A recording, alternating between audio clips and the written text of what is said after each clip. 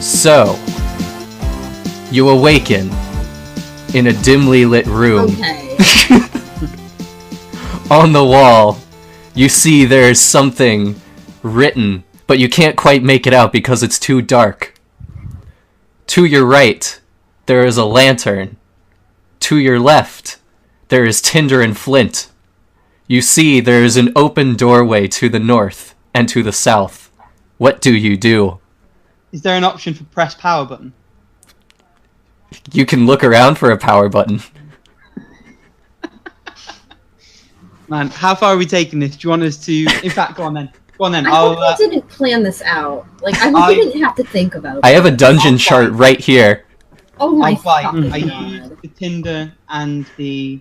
whatever the other thing was, and I light the lantern.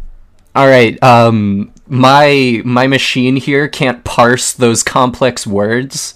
Are you so kidding me? I'm gonna need you to use simple verbs like use and pick up.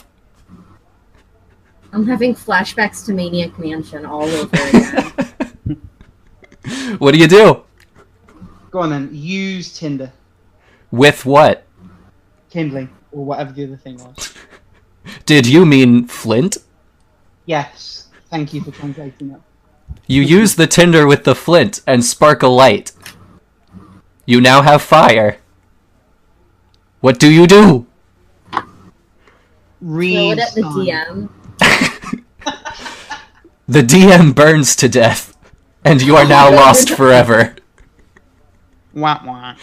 With the flaming chars of his body, you can just make out the writing on the wall. It says, "How Long to Beat Podcast, episode whatever the frick this is, starring..." I don't remember. Starring Kerf Murph, who is now dead, Ninja Rick, Ultimate Zombie Toast, and a guest host who shall now introduce himself. I mean, if I told my name, would that be spoiling the fun? Entirely up to you. We can, we can leave it out and you tell us at the end of the episode, and then, like, the whole episode, they have to, like, guess who it is. Okay. It's up to you. Man, this has gone off the rails already. And That's the problem, is I don't think I can pronounce it without his help, though. I think we also said your name last episode, so... Yeah, like 4 or 5 different ways. Yeah. But to be fair, it's written that way to be hard to pronounce, so it's less likely that someone picks the name for whatever site I'm using. Okay. Well, do you want to put the avid fan base of this podcast out of their collective miseries and tell us what it is and how you would pronounce it? So, I would pronounce it Ube, just like that, with an H and a J, and that's how I formed the name. Okay. I just kept adding letters that didn't make sense, so... I mean, it's a successful strategy. Most of the time, the name is available. I mean, I don't think any of us guessed that pronunciation. Yeah, I was going with Uvehi, but that was wrong, so... I think for the rest of the podcast... It's supposed not to be read, so... I think if it's okay with you for the rest of the podcast, I'm just going to call you Dave. Dave? Honestly, is that cool? Okay. Thank you, Dave. All right, Dave. So, Dave, we're going to go ahead and jump right into your interview. We're glad to have you on here, and now we're going to find out way too much about you that nobody ever really wanted to know, but hey, now they're going to know it, and it's going to be there forever. So, will somebody who prepared their questions ask the first question?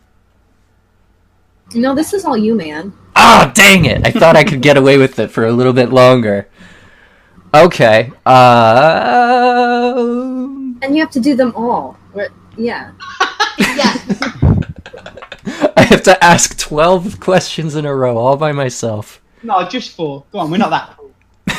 You have to guess the questions, that they have to be the same as the last episode. Oh, also, you have to remember 12 of them. We've already written down, you're not allowed it.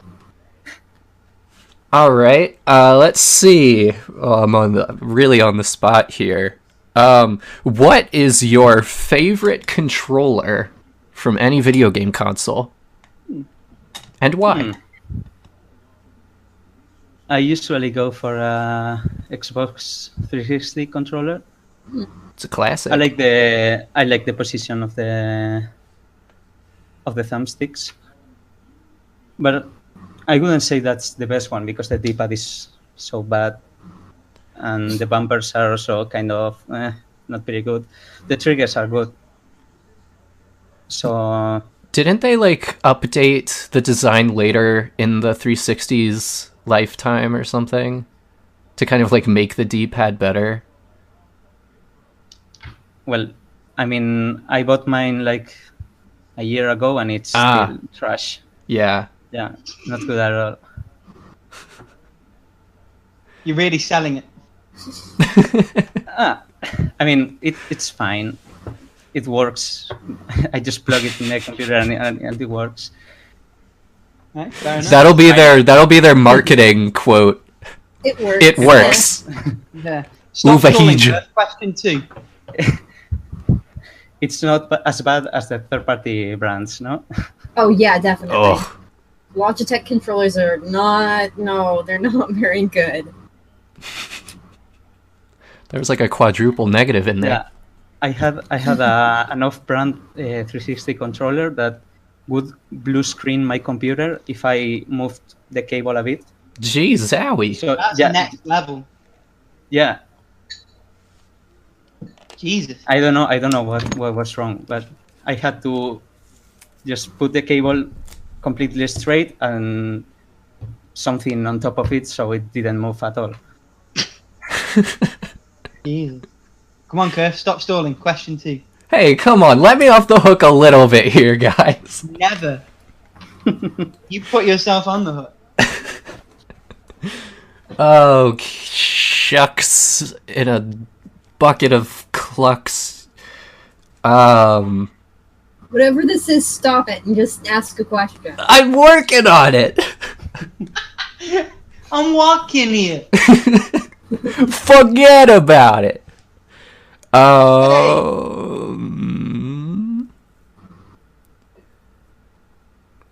I can ask mine if you want. That would be amazing. Boo! How did you first get into video games? So I think that my first memories of gaming are either on my grandpa's computer or on the family computer. And I used to play a lot of Warcraft 2 that my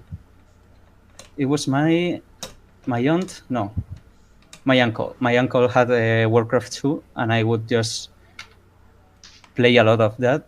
I've never been good with that kind of game. I lost every time, but I enjoyed the building, just having the buildings pop up and my troops move around, and I got hooked into gaming.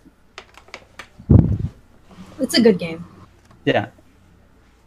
Okay, I'm still trash at it, but a good game. So, my question. Number 1, what are your hobbies outside of gaming? So since late last year, I got back into reading. Okay. I had dropped reading for, I don't know, some years. I got back into that, and I'm also into music. It's been years since I played with friends, but I try to go to as much shows as I can. Mm-hmm. What do you play? I play the guitar. Oh, nice. Not much nowadays. I mostly listen to music. Kurt, your time has run out. I can't stall any longer, I suppose. Nope. What if I just straight up stole one of you guys' questions? We wouldn't allow it. Just pick a question, and if it's one of ours, we'll tell you. Alright, how about this? Let's do very basic. What is your favorite video game? The fuck? Okay, well you didn't have your questions in the thing. What kind of weak ass question is that, Kurt? Come on, man. Hey, I mean, It's we're like... my question. We're like 4 questions in, and we don't even know what the guy's favorite video game is yet. Yeah, and I'll ask it, so don't worry your pretty little head. Well, thanks for thinking I'm pretty. It's fine. Choose a different question. God. Okay. And maybe next time prepare. I was not prepared to start like 2 hours earlier than usual. I'm so sorry about this, Dave. It's so unprofessional. Alright, let's see. I mean, hey, Rick, you're the one who has to edit all this nonsense. Cutting out all the pauses and what. That's if I edit them. Maybe I'll make you squirm in perpetuity. Alright, well, let's do still basic, but kind of separate. What is your favorite genre of video games? Probably RPGs. I'm also hard on open world Burnout, but I still like them. Okay. I mean, there's too many of them, but when one of them is good, I usually spend too much hours on them. So, like, what are your favorite open world games then? For example, either Morrowind or Dragon's Dogma. Oh, Dragon's Dogma is so good. Yeah. Is that worth playing now? Sorry. Yeah. It is, in fact. Totally. Actually. Still worth going. Okay. Also, like Saints Row, if the open world game has like a very strong character creation, I usually enjoy that a lot. I mean, if I have like 30 different hairstyles, like 100 t-shirts, whatever, I usually like that. Like character customization and just going around the place. Okay. If you had one choice for a game everyone should play, what would it be and why? That everyone should play. Everyone. I mean, my troll answer would be like Dark Souls or something like that.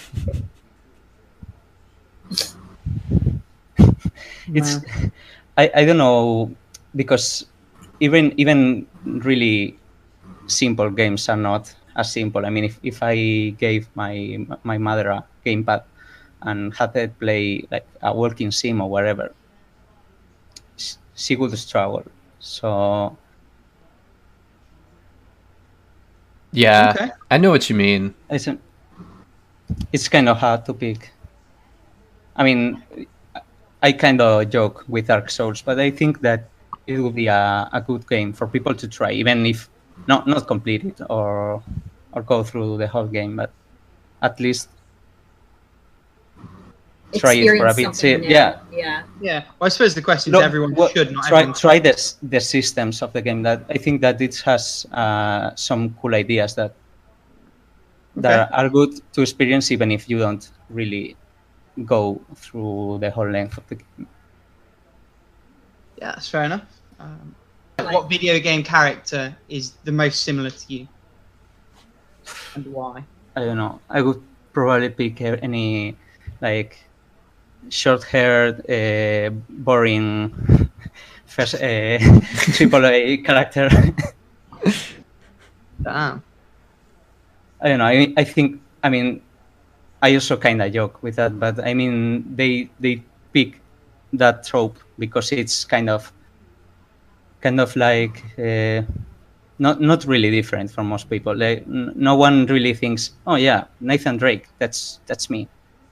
But it's kind of a blanket man that can cover most people on Earth. Yeah. Sorry? They do it so that you can like project yourself on it. On Yeah. most, Yeah, like, video game kind of bland characters. and not really that much different for most people.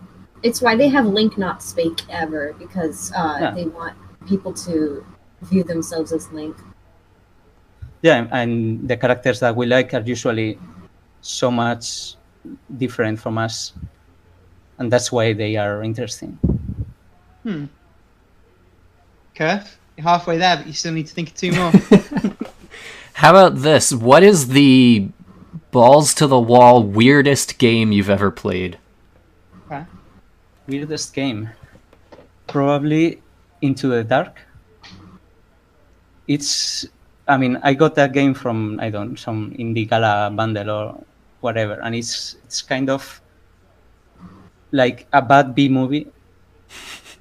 The game doesn't run well. It's kind of ugly. It has like, I don't know, if it's a bit of a lot of ideas put together and not really making much sense. So you have a lot of horror tropes, Nazi zombies, the whole. Sometimes you see like weird the videos you can find, kind of like logs are kind of weird 50s porn, and you can find old Soviet propaganda, and at some point you are outside in a village that looks medieval, and it's just part of a previous game that the maker was making and just scrapped it and put at one level in this other contemporary game. It's kind of crazy. I'm trying to find it, and IGN's page on it is blank. Oh, jeez. Yeah, I mean, yeah. it's one of those games that it's not. There's no much info about it on the internet. Oh, and I suppose you're saying there's a reason why. Yeah, I mean, and there's a reason why. The ultimate edition, it's called the Into the Dark Ultimate Trash Edition. What? So they know what they're doing. Okay. Yeah, this one's. Ooh, it looks weird. You're making me want to actually play this even more. Yeah, that's the Oh, weird yeah. thing with bad games. I went through the whole game and I don't regret it at all.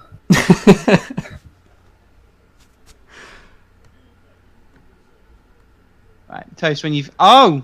There's the Steam page. Thank you for hooking us up, you guys. While I'm looking, Toast, do you want to throw out question? Yes. What's your favorite video game of all time? Which is my question. No, she stole it from me. And mine alone. I would say Mountain Blade Warband. It's just, I mean, it's ugly. It's kind of outdated in a lot of ways, but it goes for a mix of gameplay that no other game does, which is kind of a middle point between an open world RPG and a strategy game like Total War, but just not a mix of them, a middle point. So you don't do much adventuring, and the strategy is not very complex. Okay. But you can wander the towns. When there is a battle, you are actually there with your sword and your shield, and you can control your units. So you put your archers, whatever, and you are going around in your horse with your blade. You go around in your mount with your blade, and just slashing people while you are doing all the strategizing and whatever. Okay. Is that a bit like Chivalry then, or...? It kind of is. It has a multiplayer, and there's a lot of people that play Chivalry and play Mountain Blade, and they are in some ways kind of similar. Okay.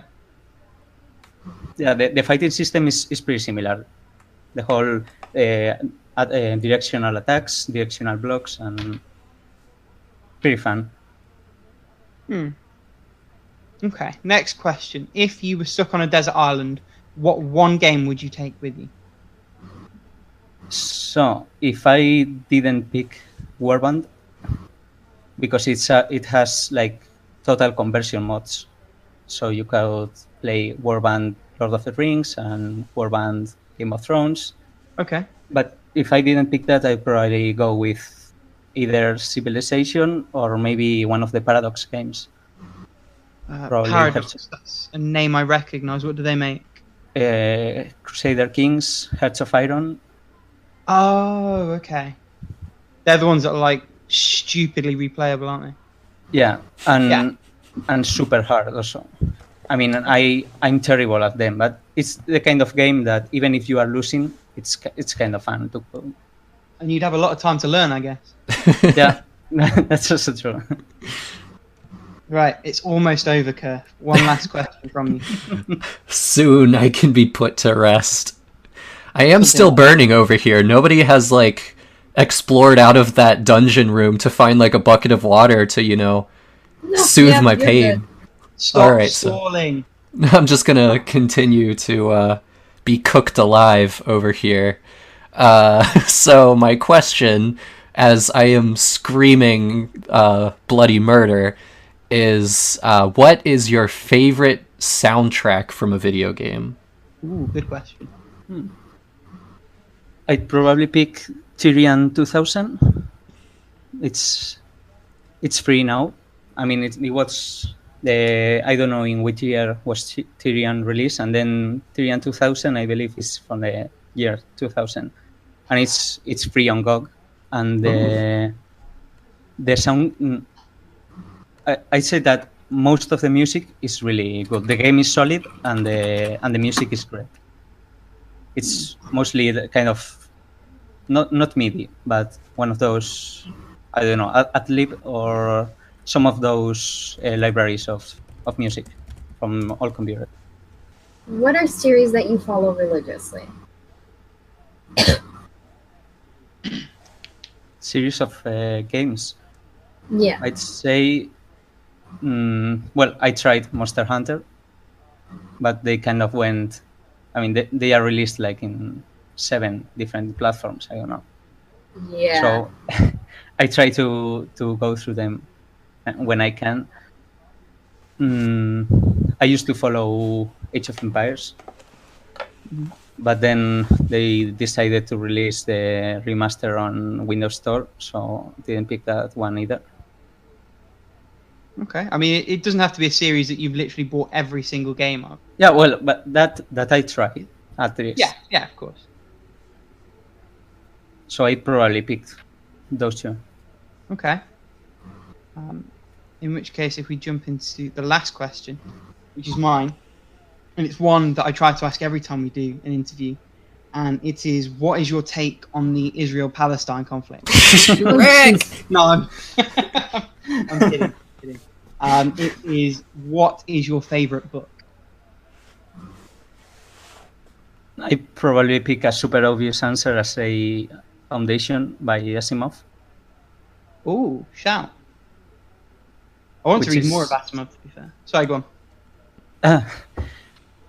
Foundation, the first one, is just great. Like, it's basically sci-fi 101. And the first, they released a trilogy.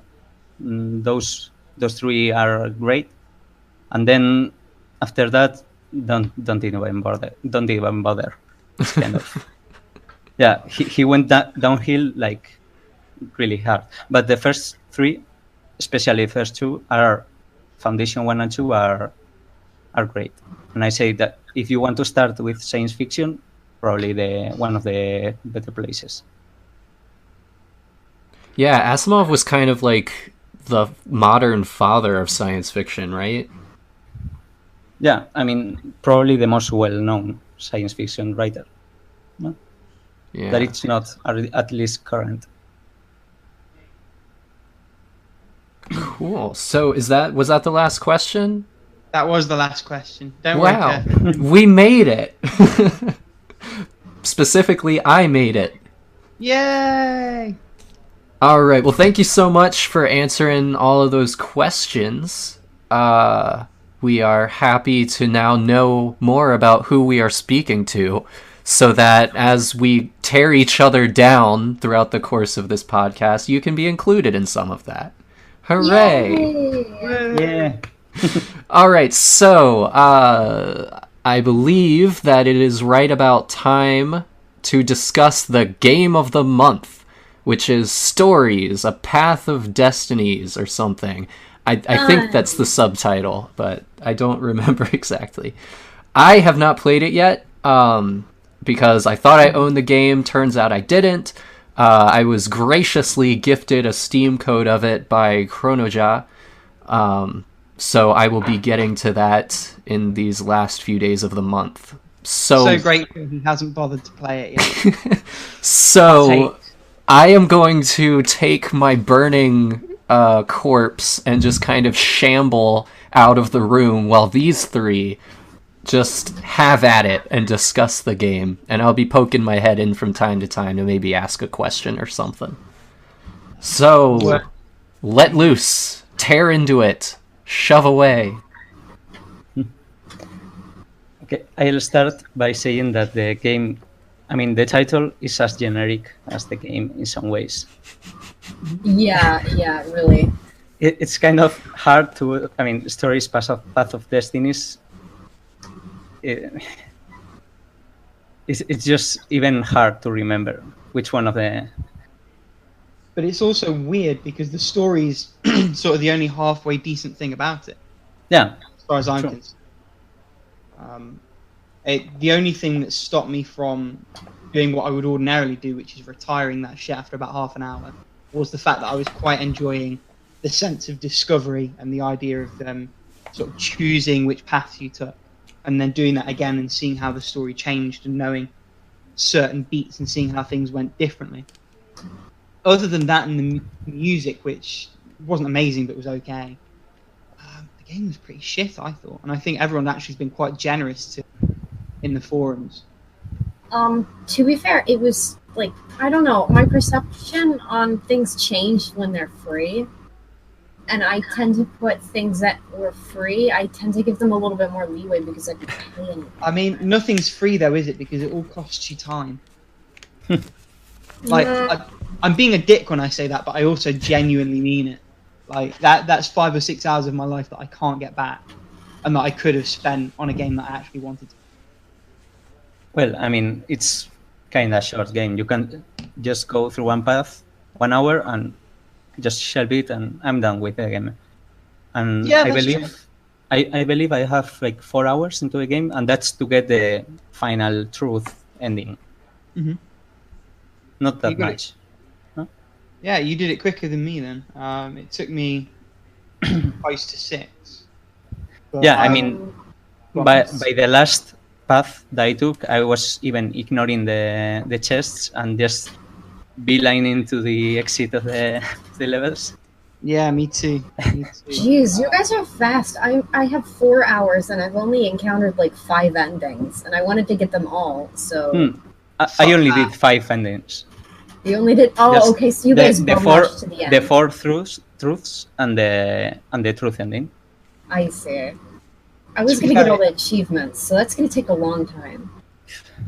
It only took me 6 runs through to get the full story. I think I doubled up on one of the endings by accident, and I think I probably was playing a little bit more slowly because I ended up actually upgrading all of my swords by the time I'd finished through. Which I suppose maybe nicely takes us over to the combat, which is the only thing in terms of gameplay that it really has. And it's not good. It's not good, no. I know you were saying it was easy. I think in some ways it makes itself difficult in all the wrong ways. And here's what I mean by that. And I'm going to drag up what I said in the Game of the Month, because I think I summarized it for myself quite well there. So what I said there is that it's shallow, which more or less everything you do in terms of attack is on the X button. You can activate a sword ability, which does next to nothing even when they're upgraded. You can use your hook shot to pull people close with a different button. I rarely bothered. And you can, depending on which skill tree you go through, use your dash to damage enemies, which I did. But even then, realistically, you're talking about a 3-button combat system. More importantly, I think it shoots itself in the foot because everything's tied to that one button. So whereas I would have liked a separate parry button, that's actually paired to the attack button plus a direction. And where I would have liked a separate grab button, that's tied to holding the attack button. And what I found is that oftentimes I'd want to grab an enemy, but it wouldn't register as a grab, it would just register as a random slash. And a lot of the times when I'd go to parry, it would register as an attack. So I found myself losing a lot of combos, and actually in a couple of cases dying, because I hadn't been able to do what I wanted to do, because the controls fail you in the pursuit of simplification. The other thing that annoyed me is there are some exploding enemies towards the end of each run through, and Oh yeah, they're awful. well, Yes. not only are they awful, but the AI loves to make you hit them again and make them explode on you. The point is, you're supposed to hit them and then move out of the way and let them do splash damage to the enemies around you. Which means you have to end your combo. Well, it means you have to be creative with your combo. Yeah. But the game doesn't help you be creative. The What I game- ended up doing was just dashing through them, doing a bit of damage, and just forgetting about them. Don't even bother attacking. So just get near, dash, and get out. And that definitely is a better strategy. The problem sometimes is that they obviously move towards you. So what I'd often try and do is attack once, then dash away to another group of enemies. But again, the game loved to make me dash through the exploding enemy and take all the damage on my way through them with that second hit. And again, I died actually quite a few times because of that, where I would be sort of on medium health and it would just wipe me out. Or once I was stunned, I'd then get hit by another enemy and that would wipe me out. And that wouldn't be so bad if the game had, you know, some platforming or something else to redeem it. But really, that's all you do. There is a skill tree. Doesn't really take much care or attention. There is upgrading. It's minimal. There are 3 extra weapons you create, and each one of them can be upgraded. And that's all the game has to offer you, besides running around really boring environments. Yeah, and the skill tree kind of shoots himself in the foot, because, I mean, you start button mashing your way through the levels, and then there are some enemies with shields and stuff, but then there is, I don't remember if it's an upgrade or a gem or something that makes the shields break. So you start button mashing, then they introduce the enemies, and then you get that ability, so you go back to button mashing. Yeah. So the game, by the end, is so easy. Like, stupid easy. The systems don't really play into each other very well. Did either of you use the time skill tree? Because I'd read on the forums that sort of broke the game a little bit, so I avoided it. I put all my stuff into the dash and the stamina bars. I got everything. Oh, so you've used how did you find the time slowing skill part of it? It broke obviously it broke the game, and I'm fortunate that I got the combat achievements before I got that, because they're impossible now because they die too quickly. Oh, so you can't build up enough of a combo. No, yeah, I just kill things. Shit. Yeah, and I don't think I've ever used the sword abilities either. They kind of just try them, they're shit, never use them again. To be fair, the final battle takes a long time, so in the true ending, if you hadn't got the combat achievements, even with the time, I suspect you might be able to grab it there. If I had my time again, I wouldn't go through that. And I don't know, Kurf, if we're particularly making you very excited to play the game. Not particularly. But I am still interested about the branching stories and stuff, so... Yeah, just try a couple paths and drop it, or keep on with it. Do you know what, though? Even the writing's a bloody mixed bag. And I liked what you said, Toast, about the narrator, because I think it sort of really hit home on something that I'd sort of thought but not put a pin in, which is the fact that, unlike Bastion, which keeps the protagonist silent, and I'm sort of stealing your point here a little bit, and you get to understand the protagonist through what the narrator's telling you. Here, the narrators wrote pretty poorly. The characters are written pretty poorly. And they all sort of mishmash and conflict and contradict with each other. And it just becomes a bit of a mess. And the humour falls flat so much of the time as well. It's really weird because it's like set in like a world that's not our own, but it makes so many references to our own that it doesn't even feel like a real place that could stand on its own. Yeah, it's quite jarring. And like there's like a trope of like, you know, when you have narrators that you can't really trust, and you know, sometimes when it's done really good, it's nice. Like, I guess like examples of that would be like 1984, like with him as the main narrator of the. But like with this, you can't really trust what he's saying, and it's not because like I don't know. It's really weird. I don't know how to feel about it. I don't think 1984 is a great example because I don't think. No, it wasn't. But I'm sick, so I unreliable. can't think of anything. Maybe think like her Catcher story- in the Rye or something. Yeah, That's I an guess unreliable so. narrator. In terms of Don't games, I bash think Holden. her story is probably another good example. Although it's maybe a little bit different because the narrator is also basically the only character. That's a good video game based example, though. Yeah, I loved that game. I have so many good things to say about that. I know you don't, Toby. I do. If I could inject one question here, because that thought about the unreliable narrator is interesting to me. Oh, now you have questions. Okay. This is prompted by context. Go on, Kirk. Go on. So, is the narrator in stories...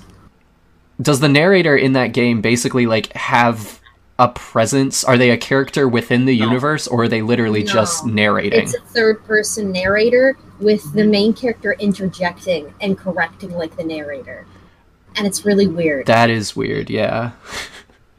And so it makes it like I don't know. It's just like I don't know about this. I think it would be much better, and I would have a much better impression of it, even if the writing was still sort of the level it was, if the narrator was Reynardo looking back on it. And I think that would actually fit better with some of the plot devices anyway. Because I don't think it spoils too much to say, for those of you that are listening that haven't played it yet, and also for Kerf, I suppose, that the book sort of serves as a how not to proceed in the current series of events for the protagonist, Reynardo. And the idea of you replaying the stories to find out truths is sort of pitched as him reading the book and seeing all the ways that his current situation can go wrong, as a guide sort of how to do things correctly. And I think if that was pitched in-game as him reading parts of the book, and then a little bit like Prince of Persia, The Sands of Time, the way when you rewind the time or when you die, he'd go, no, it didn't. And he's probably another good unreliable narrator. Yeah, that game is a masterclass in writing a narrator, honestly. And I think if stories was pitched in that regard, with Reynardo telling you the story as he saw it and lived through it, I think it would actually elevate the game. Even if the combat was shit, I think if it was pitched like that, I might say this is worth struggling through or watching a Let's Play just for that element. But it isn't, and I honestly don't think it's worth playing, even if you got it when it was free. I think as out of respect to Chronoja and out of respect to us for having sat through it, you do, Kurt. But if you're listening and you haven't played it, honestly don't. I mean, you guys are welcome to disagree with me. That's my... Well, I won't disagree, but I'd say I'd recommend to try it. Okay. Just see it for a bit. If it's free, you got it, you try it. In 10 minutes, you'll know if you like it or not.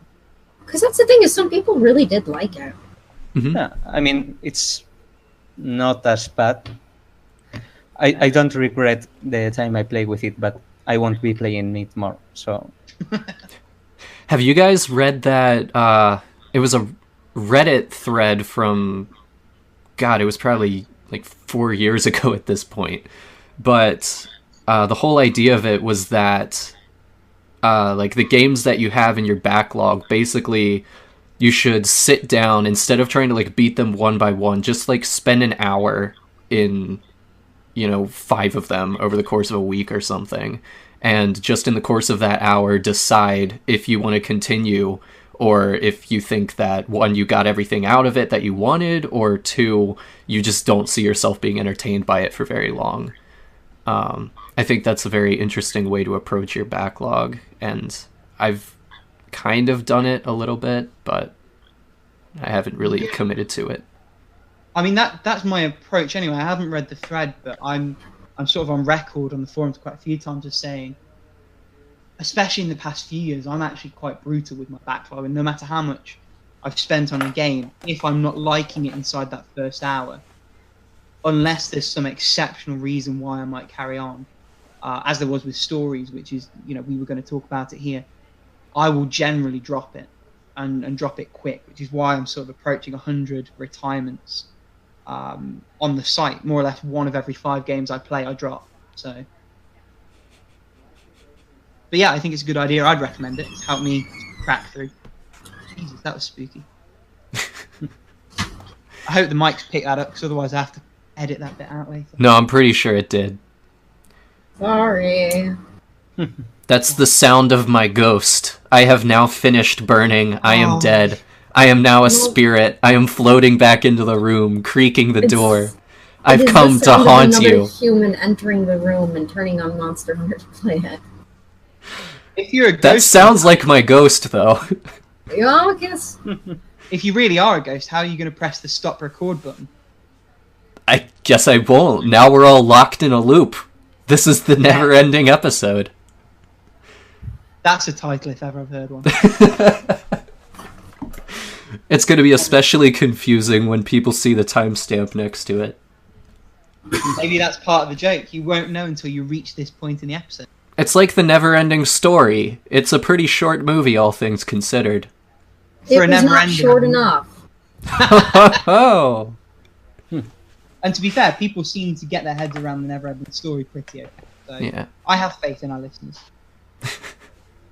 Do you guys have anything else you want to say about stories? Oh god, no, please let's move on. Yeah, I think I'm good.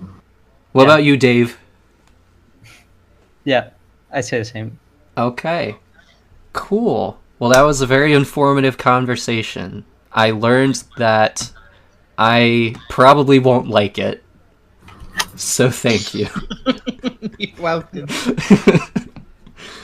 Alright, so the next segment is Recently Beat Currently Playing, and you guys have already sort of at least put in one thing towards that. Stories, I guess you all have in common. Yeah. So what else have you guys been doing? Who wants to start? Do you want to start, Dave, our esteemed guest? Okay, what is recently completed or? Yeah, if you start with what you've beaten, if you've retired anything, and then tell us a bit about what you're playing at the minute. Yeah, past 2 weeks, whatever you've beaten, that's probably a good benchmark. So I wasn't at home last week, so I'm just not counting that one. And I went through my Steam library and played through the whole Formula One series, from Formula One 2011 till Formula One 2016. Jesus. Which, no, I mean, they're pretty short. Oh, but okay. what I want to say about it is like trying to play the 2011 game. It's one of those games for Windows Live won't run at all nowadays game. Ouch. But I found a little tool that did simulates an offline profile for the game. So essentially removes the whole games for Windows Live. You can't play multiplayer, but you can go through a story. Mm-hmm. And once I discovered that, I also installed Kane and Lynch, the first one.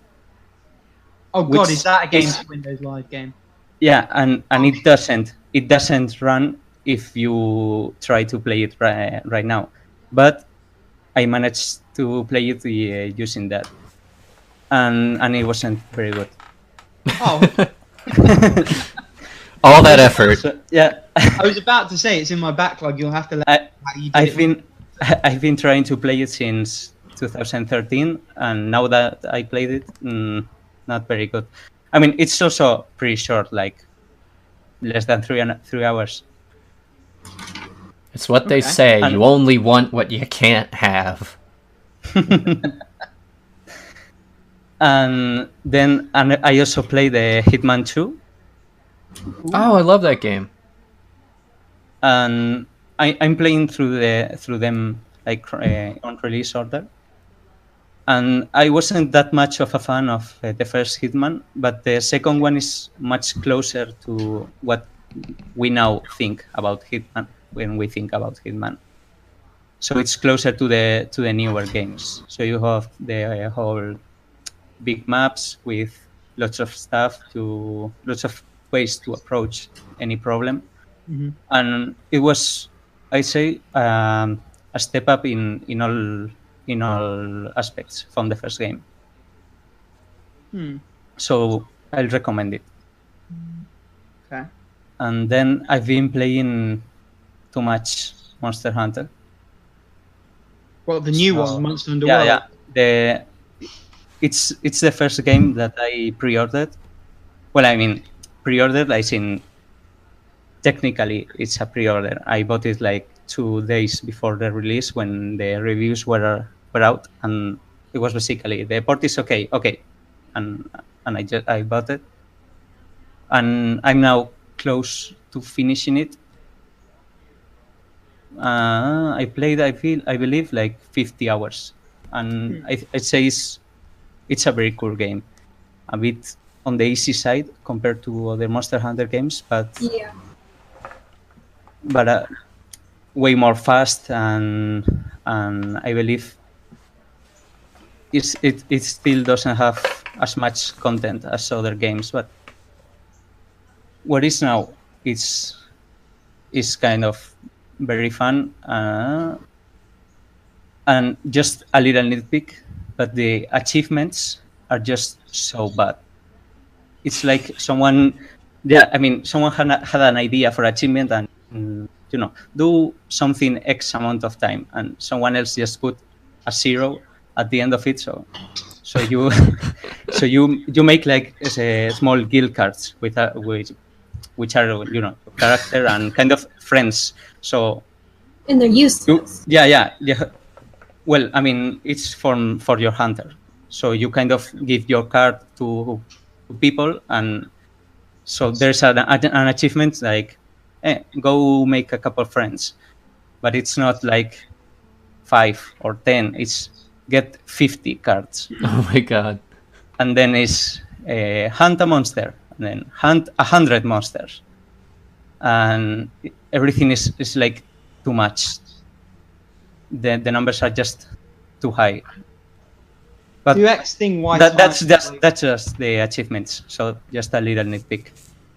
do X things Y times are just the worst achievements ever. Like Yeah, and these are do X things Y times, but multiplied by 10. yeah, it's ridiculous. Man. So I don't believe that there is one single good achievement. Shit. That's a bummer. Big words. Well, I mean, like But the the game story-based is- ones are fine. Well, yeah, I mean, complete the story. They are fine, and there's also 4 achievements for getting kind of some critters that you capture that are then like pets in your home. Those are also fine, I believe. Yeah. But yeah, the game I say is in itself, I say is pretty good, really fun. I've been playing with a hunting horn, which is basically like a big hammer. You swing around, play notes, and then, I mean, it's like you walk, you just hit the monster in the head, and you play one note. Then you hit the monster again, and you play another. So Yup. different moves make different notes. The duty boys.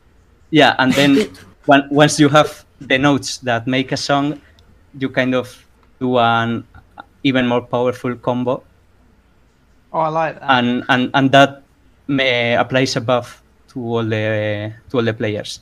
So You it's get- kind of yeah. fun. Yeah, you have to make sure not only I have now time for 1 hit or 2 hits, but I need this kind of hit because I want to make a attack up buff, or I want to make a heal buff. So you are kind of combining hitting the monster and getting the buffs for all the people. I'd say like it's And they're really massive fun. bagpipes, by the way. Ah, yeah. With bagpipes. And when you mount the monsters, you just it's like a really big stick with bagpipes on one end. So you are just grabbing the stick with both hands and hitting the monster in the head, and the sound it makes, it's like hitting bagpipes against something. Like just it's so bad. A sound I know so well. Fun. It's what I imagine that would sound, and it's just so wacky. And so, I mean, I don't know. It's campy, but it's fun. And of all the weapons I tried, I'd say that one is for sure the one I like the most. Really, I hate the hunting horns. I used them in 3, and when there was like underwater fighting, and underwater fighting with the hunting horns made me hate them forever. So I don't ever use them. Well, it's not like since the third one, they use the same system, but before that, you had to hit the monster and you didn't get anything, and then you have to enter the recital mode, I think it was called. Yeah. Well, you entered, and you had to play the notes, apply the buff, and on that, the whole time you weren't doing anything. And before they didn't tell. That's first and second generation only. Yeah, they used to not tell you what the buffs, like the combos were for the buffs either. Now they just like tell you what they are. Yeah, I used to forget them when I play the portable third. But now you have in all Japanese game glory, you have the user interface just blocking everything in your screen. So you have the map, the notes, the songs, the players, your health, everything, just the mission objectives, everything like on screen at the same time. Monster Hunter just seems the worst for like user interface and menu. Yeah, and it's gotten worse. It's like worse. They unlearned.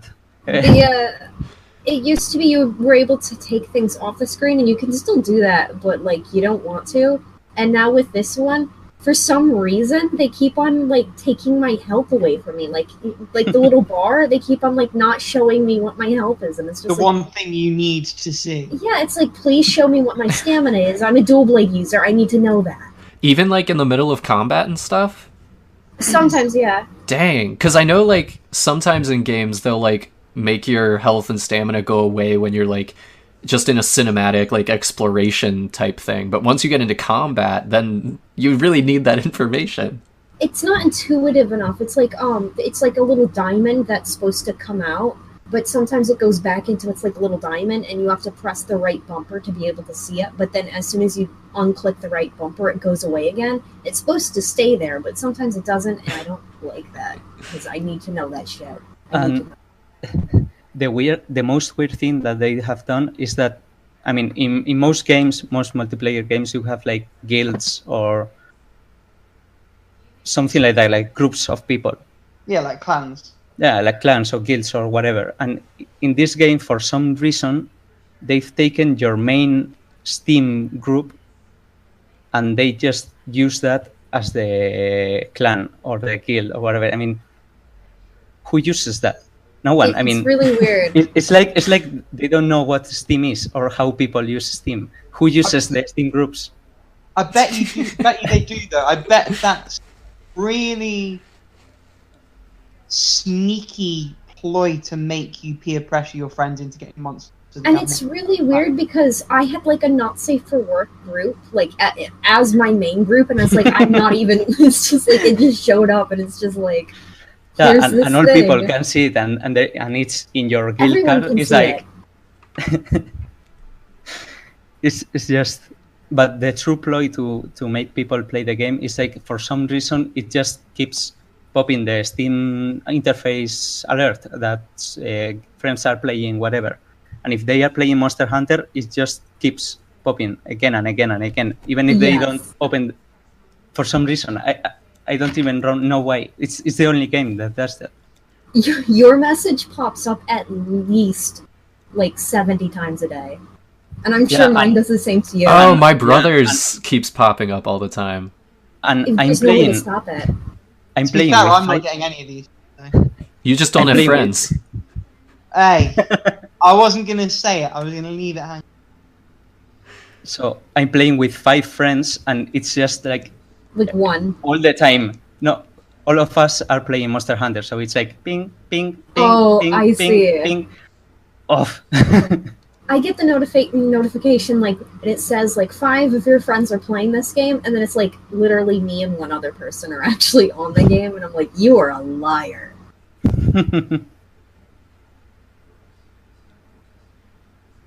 But in the yeah. middle of a oh, it also the notification blocks your items when it pops up, so it's just like you can't use your items. And also they, for some reason, if you have a gamepad plugged in the computer, they it forces the unless you change it, it forces the Steam Big Picture interface, which not only blocks the item but half of your screen, and then you try to use to maybe look something in a browser or whatever, and it's just it's awful. Who uses that? No one. Yeah, Big Picture is pretty gross. And yeah, I hate Big Picture. It's I'm like, glad mine didn't auto to it. Mine's actually the normal one. Yeah, it's like in Capcom they didn't even use Steam in the whole life, and they just had a PowerPoint presentation about it, like, and then they decide how to do the Steam integration into the game. It's just bad. Well, not bad, like really weird. Fair enough. Right. So, is there anything else you want to add to that, or should we sort of let someone else in? Okay. All right, you're already talking, Rick. So keep talking. Okay, I'm talking here. So, first off, there's a game that I shelved. I haven't retired it. I am going to come back to it, and that's Oddworld: Stranger's Wrath. I am enjoying it. At the same time, I don't really want to play it. I can't really put my finger on why. So I've put it in my custom category on how long to beat, which is to be continued. And I think I will eventually come back to it. In terms of what I've beaten, other than stories, there are 4 other games. 3 of them I was already playing when we talked last time. There's one new one. So Rhythm Paradise Mega Mix. I think I said everything I wanted to about that last time. Good, shallow, hated the story. Can't wait to try the DS one again. Resident Evil Revelations, which I felt a bit bipolar playing, because from moment to moment the score sort of fluctuated between a 4 and an 8. That's quite a wide margin. Well, that's sort of my point. It's a fucking janky game. It feels like it was developed in some ways around the same time as the first Resi. There are a lot of moments where the tank controls kill it, and everything just feels slow and awkward and disjointed, especially sort of trying to pick up items or interact with things in the world. It just can become quite difficult. But the game also has some really amazing set pieces. About halfway through the game, where you've been to a room and you go away from it and you have to go back to retrieve something, and a corpse that was there isn't there anymore. And in order to fight your way back to where you need to be in the next part of the level, you have to fight the zombie that was that corpse about 6 different times, along with other enemies. But it's really good and really tense, because the boss has a really good animation, a good way, very sort of jerky and rushed intentionally.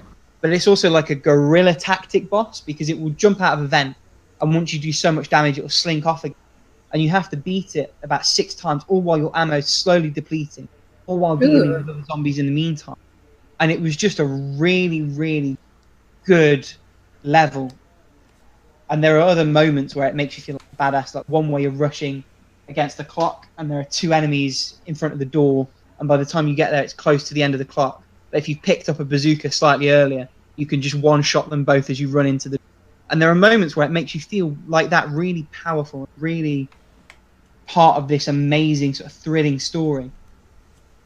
But then, you know, something stupid and cheesy will happen, or you'll spend 10 seconds trying to shift your character just so to pick up a green herb, or in some of the areas where you have to carry a comrade, you'll find yourself zigzagging like you're, because that's actually quicker than the standard walk forward. So I would recommend it. I did enjoy it. Definitely go in with tempered expectations if you. What I wouldn't recommend is another code. And the reason for that is simply that it is a worse Hotel Dusk. And if you want to play Hotel that Dusk is already pretty bad, so you can shut your filthy mouth. If you want to play that type of game, and you ought to, I would just recommend you play Hotel Dusk instead. Admittedly, it was a launch title, but the problem with another code is that for a point-and-click adventure, the button interface is actually better than using the tool. Because the pointer is just that balked. And some of the touchscreen interaction things just are poorly optimized or don't work right. And I think it's a combination of the developer being new to the system and potentially being a little bit rushed to get the game out to launch alongside the console. It's a bit like Stories in that the only thing that really justifies it is the narrative. But even that, I think, is weak. I think Stories actually has a better narrative. Stories frustrated me more mechanically than it did. The interface is bad, but for the most part, it doesn't get in the way per se. But yeah, I can't in good conscience recommend it. I put it in as a 4 out of 10. And the only reason I could possibly say it's worth playing is if you loved Hotel Dusk, you loved the sequel, and you actually would really like to see, as a matter of curiosity, where they came from and how it sort of developed. But other than that, no. So I'm definitely not the intended audience. It's definitely not a Curve Murph game. The last completion, though, which might be, is Zone of the Enders HD. And I say HD very, very reservedly. Paint that it's had applied to it is very, very, very minor. It apart from slightly up-res textures, it still looks like a PS2 game. But it's a good PS2 game, and it's still a good game today. The gameplay is a little bit limited, but it ultimately is fun, and it holds up. And you do have a range of options, no matter what the combat situation is you're in. I'd almost say in some ways a bit too much, because you get about 9 different sub-weapons throughout the game, and I think I only used 3 of them more than trying them out the moment I got them. The general gameplay is a good level. The bosses provide a real challenge. But even sort of with trying a few of those a couple of times through to beat them, I cleared the whole game in about 4.5 hours. But at current pricing, I think that's okay, because I got the bundle for like a £5 on PSN, and I still got number 2 to play, and I had a good time with number 1, so I will go to that at some point. So if it's something that interests you, if you like mechs, if you like sort of action games, I would definitely recommend that. In terms of what I'm playing at the minute, I have... At this very second. Literally right now, yeah. I have 4 games that I've got on the go, and I'm going to go through them in alphabetical order. The first of those is Captain Toad Treasure Tracker. Yay! It is the most adorable game. It's so much fun, and it's a really nice game just to play when you sort of want to veg out for a little, because it's cute, it doesn't take too much energy, and what I really like about it, which I tend not to like about other similar games, so for example, I talked a couple of episodes back about Dakuro, which was a puzzle platformer that I ended up retiring. The problem with that one was once you'd worked out a solution, it was a real chore to actually act that solution out. And where I think Treasure Tracker succeeds is that all the levels are very small and very dense. So once you've worked out what you're supposed to be doing, you've more or less done it. And so you don't have that fatigue or that boredom of trudging through. And it definitely helps that the classic Nintendo really, really well together. So I definitely recommend that to anyone that was looking. The second game I'm playing, and it's the first proper game I'm playing on my brand new PS4, is just throw that in there. It will also become relevant for my recommendation later on, so a little bit of foreshadowing to that. The game I've been playing on my shiny new, and by new I mean second, is Prey, which I'm loving. It's a solid 9 out of 10 for me. How far are you? I'm at about the 2-hour mark. So for anyone who's played it, I'm returning to Morgan Yu's office to review a tape that I now have access to. So it's the second visit to his office. I definitely was expecting a slightly different game than what I got. The trailers pitch it as quite an action-orientated game. And in some ways it is, but really it's more... I suppose the best way that I could describe it is a sort of a halfway house between Dead Space and Alien Isolation, with a bit of a Metal Gear Solid sort of flavouring. What you're describing is System Shock 2. Yeah, you are. Which and it's by the same people, so... I haven't played System Shock, but I can... Oh, you owe it to yourself. It's on my list of things to do. It's very much a stealth game, and what I like about it, which I tend not to about other sort of stealth action games, it's something that bugged me about the Splinter Cells when I've tried those, is that although generally stealth is your best option, if you're caught in a situation where you have to fight your way out of it, you do have the tools and the capabilities available to you to do that. It does a lot of things that I really like. I love the options for traversal that it gives you. I love the jet propulsion, so you get a bit of a sort of a Rayman style glide mechanically. And I love that every battle feels meaningful.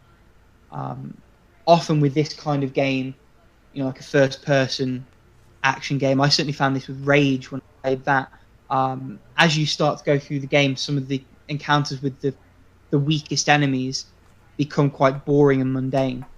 But the most sort of low-level enemy you face in this are mimics. So you never quite know when an attack's going to happen. And when they do attack, especially if there's more than one of them, they can put you in a real bind. For example, this is a minor spoiler, but early on in the game, you walk into a new room and there's a new gun on the floor in front of you. And when you go to pick it up, it's a mimic and it attacks you.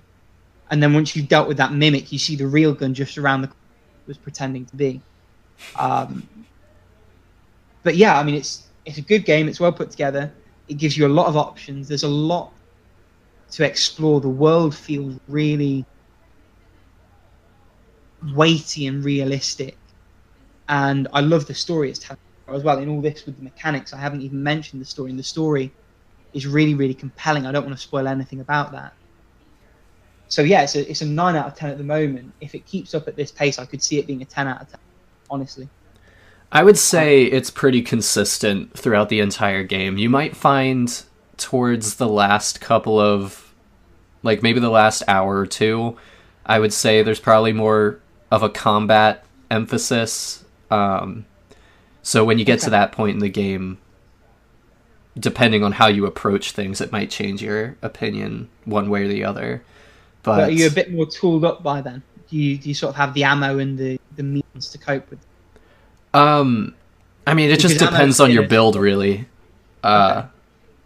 There are certain psychic abilities. I don't remember what they're called in the universe, but some of them, by the time you get to the end of the game, can one-shot some of the harder enemies.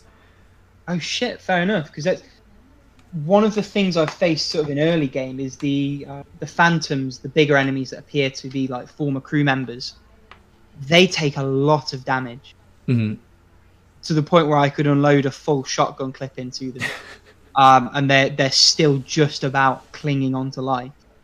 And the shotgun ammo is pretty scarce, which I do like that it makes you be a bit more creative and use the environment a bit more and do things like that. But it definitely can be a struggle at times. One more thing before I move on.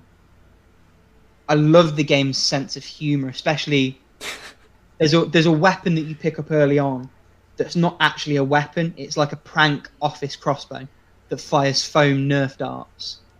And you can use them to activate screens because they have capacitive tips. But they do no damage, so you can only really use them to distract enemies and interact with the environment. And as you're going through the game, there are areas where you look through the email chains, and the people in the office have been emailing back and forth about improving the bow and this and that. And one of the guys who's being ribbed because he was developing the bow and helping this girl with it because he was trying to get inside her pants. And it's little things like that make the world feel real and make everything else about what's going on a bit more impactful. And I think that attention to detail really does sort of elevate it for me. There's also like I'm trying to remember. I think there's some object that you encounter like in a lot of the office areas that's just like this big rectangle that's like on wheels or something, and it doesn't have any like immediate purpose that you can tell just by looking at it. And if you like go into some of the email chains, then like even the people in the offices are trying to figure out what the heck they do and why they're all over the place. Oh, man. I think that might actually be like a callback joke to the original Prey, but I never played the original Prey, so. Wasn't the original very different? It had some sort of native Indian. Yeah, and I don't think it was a shock lake either. So no, that'll be different. By all accounts, calling this one a Prey game was a bit of a bizarre choice. But in the context, I don't think I'll hold it. But yeah, I appreciate I've been talking for a little while. So just briefly, the last two I'm playing. Space Invaders Extreme. It's what you'd expect. It's Space Invaders with a bit more dubstep and some sort of like mini games. It's good fun though. It doesn't break what isn't broken. And I am enjoying that so far. I don't know how much more there is or whether I'll bother sticking it out. I don't know whether I'll maybe sort of dip back in and out over time. I'm also returning to Wario Land 2 on the Game Boy Color, by which I mean on the emulator on my PSP. Sacre bleu! So I beat the game a while back. It was in my to be continued tab for a little while, and I'm returning to it just to get the true ending. There's a few more levels that I need to play through. There's some extra sort of switches I need to hit and things and this and that to get to the true ending. And I quite enjoyed the game when I played it, but I didn't want to do the faff at the time, so I'm going back to do that. And one that I almost forgot about, but I shouldn't have done, because I finally completed the first case in it. Here we go. Right. Yeah. I'm proud of you. Wow, it was a monumental achievement, and I don't quite know how I managed it. But it was good. I did really enjoy it. I'm definitely going to continue really enjoying it while I carry on playing it. The bit where one of the characters throws their hair off had me increasing, which was quite bad because I was on a train at the time. But yeah, I mean, it's good. I will tell you that the culprits' breakdowns, when you finally reveal them in court, they just continually over the series get better and better. Like by the time you get to the 3DS games, some of it is just ridiculous. So if you liked that, then you have a lot to look forward to. I do definitely intend to crack through them all. The plan is, because I've got the prequel Layton trilogy to crack through as well, and I've also stolen my brother's copy of Layton versus Phoenix Wright. Great game. Yeah, underrated game. Also. Underrated, did you say? Very underrated. Okay. So if you sort of tot them up between the 4 Phoenix Wright games on DS, plus the Miles Edgeworth games, which I do want to hit, plus the 3 Layton games. Hang on, so that's 5 so far. Plus the 3 Layton games, plus Layton versus Phoenix Wright, plus the 2 3DS games. Well, I mean, Phoenix Wright And Professor Layton is a 3DS game, so As in the two solely Ace Attorney. Yeah, there are two of those. I mean, that's unless you count the 11. Japanese ones, but I don't think you can read Japanese, so probably won't be playing What are those. you? Shindu? No. Idiot! You even did that wrong as well. Oh, that sort of proves my point, really. So I'm Yeah, not so- going to bother. But yeah, even if I crack through his ambition, I'll probably crack through one every other month. That's my story-based investigative gaming fix done for 2 years, and that's not counting the Sam and Max games, which I desperately want to crack through. Oh, those are phenomenal. Well, I love the characters. Obviously, Max is my spirit animal. So I need to get to those. I have the first two series. I have the third series on disc that I still need to install. And I've got Scum installed, so I have hit the road. Yeah, backlogs are shit. But on that bombshell, that's me in terms of beaten and played backlog. So, All right. Yeah. Toast, are we flipping a coin? You can go because you'll take longer. I'll try to not Challenge. take too long. All right, so let's see. Let me pull this up real quick. All right, so I'll start with currently playing. There's not a lot new there. I have 3 that I guess I'm currently playing right now. One of them is Breath of the Wild, which like I touch once every 2 weeks or something, and so it's like barely playing it. I still love it though. There is Fire Emblem. I can't speak. Fire Emblem Echoes: Shadows of Valentia, which I've kind of gotten back into the mode with it. Ironically enough, because I accidentally saved over my file and had to completely start over again.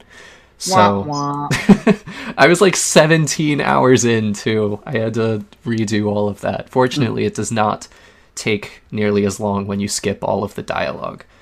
So I am a little bit past where I was originally, and I think that my characters are built better anyway. So take that as you will. And then I finished up the second Ace Attorney game replay, Justice for All, so I started a replay of the third one, Trials and Tribulations, and I have finished the first case of that, which is a pretty, like, as far as first cases go in Ace Attorney games, it's probably the best of them. I mean, the first game's first case is okay. The second game's first case is pretty trash. But this one actually has some real story weight behind it instead of just being a generic tutorial level. So there's that. Not currently playing, recently beat. I recently beat, in the past couple of weeks, first one here is Zeo Drifter. Don't know if any of you have heard of that, but Not a clue. it's like a small... Oh, no, I do. It's by Renegade Kid, isn't it? Yeah, that sounds Yeah. right. I actually own it. I haven't played it yet. It's a small Metroidvania with like 8-bit pixel art on Steam. Didn't take very long, I guess. 2.5 hours or something. It was, decent. I was just very frustrated with the way that it handled its difficulty. I thought that the challenge it presented was pretty fair. I just wish that they had done a couple of things to kind of be a little nicer to the player. Like the fact that you can only save at your ship. So I found this out the hard way by doing like an entire level and not going back to my ship to save, thinking there was an autosave, losing that entire level because I just X'd out of the game. That was frustrating. You get some checkpoints in boss levels, but then of course you have to get to the boss level, which in itself can take a long time because even the generic enemies hit pretty hard, and you don't have a lot of hit points. There's also the issue that if you like explore, go out of your way, and find all of these collectibles and upgrades and stuff, then that's, you know, great, obviously. But if you die, then again, it just reverts you back to the ship. You lose all of those collectibles. You have to go back out and get them again. Okay. So your options are either to just gamble on like getting 5 collectibles in a row and just hoping that you can make it to the boss room for a checkpoint, or go on the gamble that hopefully you can survive the trip back to your ship to save, to make sure that you actually get to keep all of your collectibles. So it was just a lot of little things where death was just a little bit too much of a punishment. It more felt like I was losing time than I was really learning anything about how to approach the challenge. So yeah, it was like a 5 out of 10 for me, you know, pretty much average. Have you played Mutant Mudds at all? So I'd be interested to know if you have, how it sort of compares, because it looks like it's made in the same engine. I have not. I think it's somewhere on my backlog, but have not. Because I quite enjoyed Mutant Mudds, but I think a lot of the criticisms that you have about Xeodrifter would apply to that game also. Mm-hmm. Although Mutant Mudds, because it's sort of short individual levels, at the very least you know when you've got to save it. Yeah, I think it might just be something about the openness of it. Since it is so open, I would like more opportunities to, you know, save my progress, I guess. So is it purely autosave? There's no sort of like save rooms like you have in Metro? No, there's like no autosave at all, basically. You pretty much have to go back to your ship to save. There aren't save rooms, there aren't map rooms, there aren't healing rooms. Oh, okay. And you said the boss checkpoint. Yeah, you get a boss checkpoint, right. which is like their one concession. I think that the game would legitimately be unplayable if you didn't get a checkpoint at the boss. Yeah, I can see that.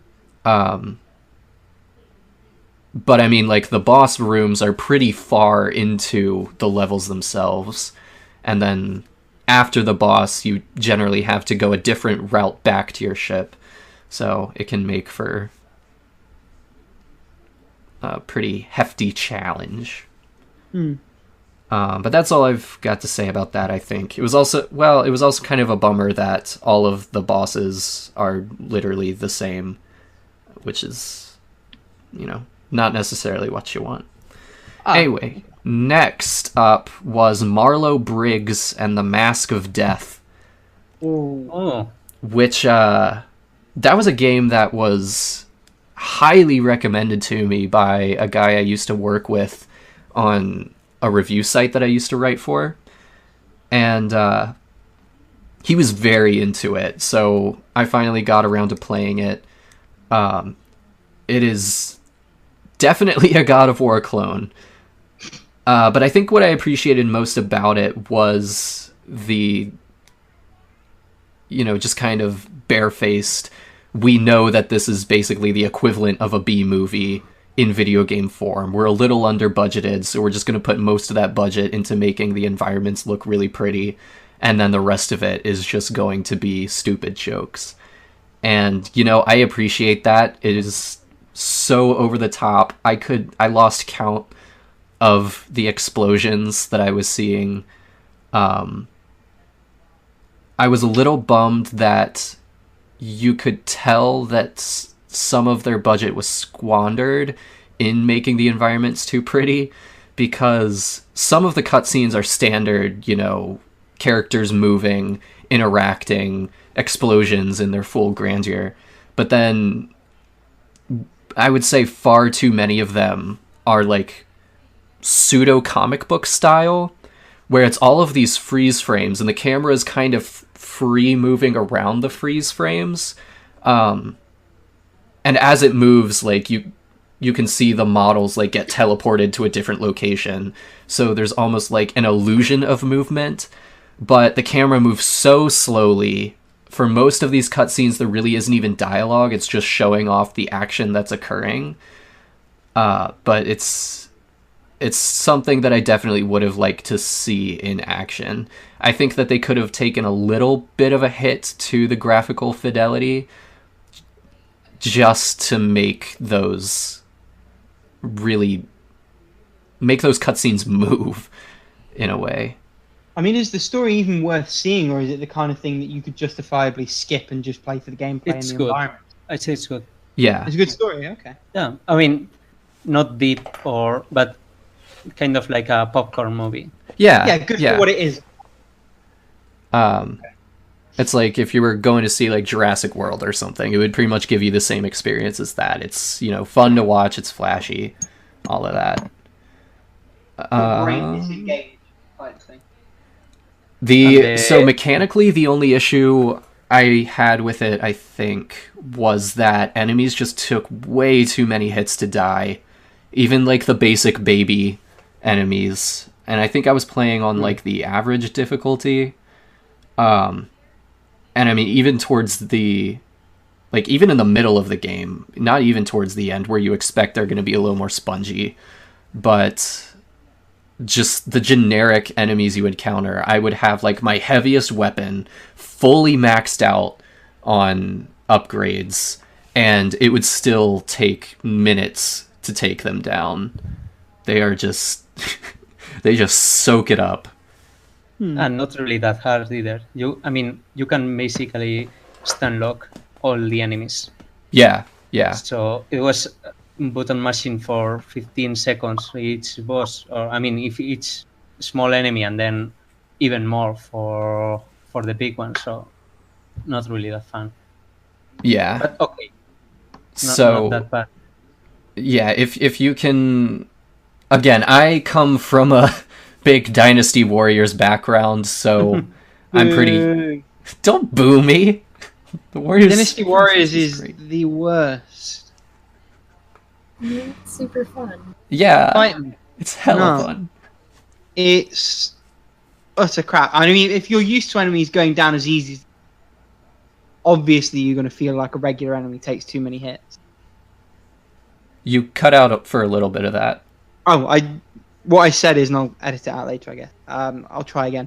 The thing is, if you're used to enemies going down as easy as Dynasty, obviously you're going to feel like a regular enemy in a proper game is going to take too many hits. This is a different scenario. Oh, this is different, is it? No, it very much is. I mean, there's no... If you were to play it, you would recognize pretty much instantly that they are just taking way too long to go down. Well, I mean, it's in my backlog, so I'll get around to it eventually. Yeah. I think you will have that coming to Jesus moment, and then you will be on your knees begging me for forgiveness. If it comes to it, and I play it, and I say, actually, do you know what, Kurf was right? Then that's what I say. But I'll hold off on that until I've actually played it. But I also do want to correct your misconception that, yes, Dynasty Warriors is just about button mashing, but there is, like, it is still challenging at levels. So it's not as mindless as it might seem unless you are playing on a too easy difficulty or you are too maxed out for the current situation that you're playing in. I would say definitely the older Warriors games are much more challenging in that regard. Dynasty Warriors 3 is a very tough game. But I digress.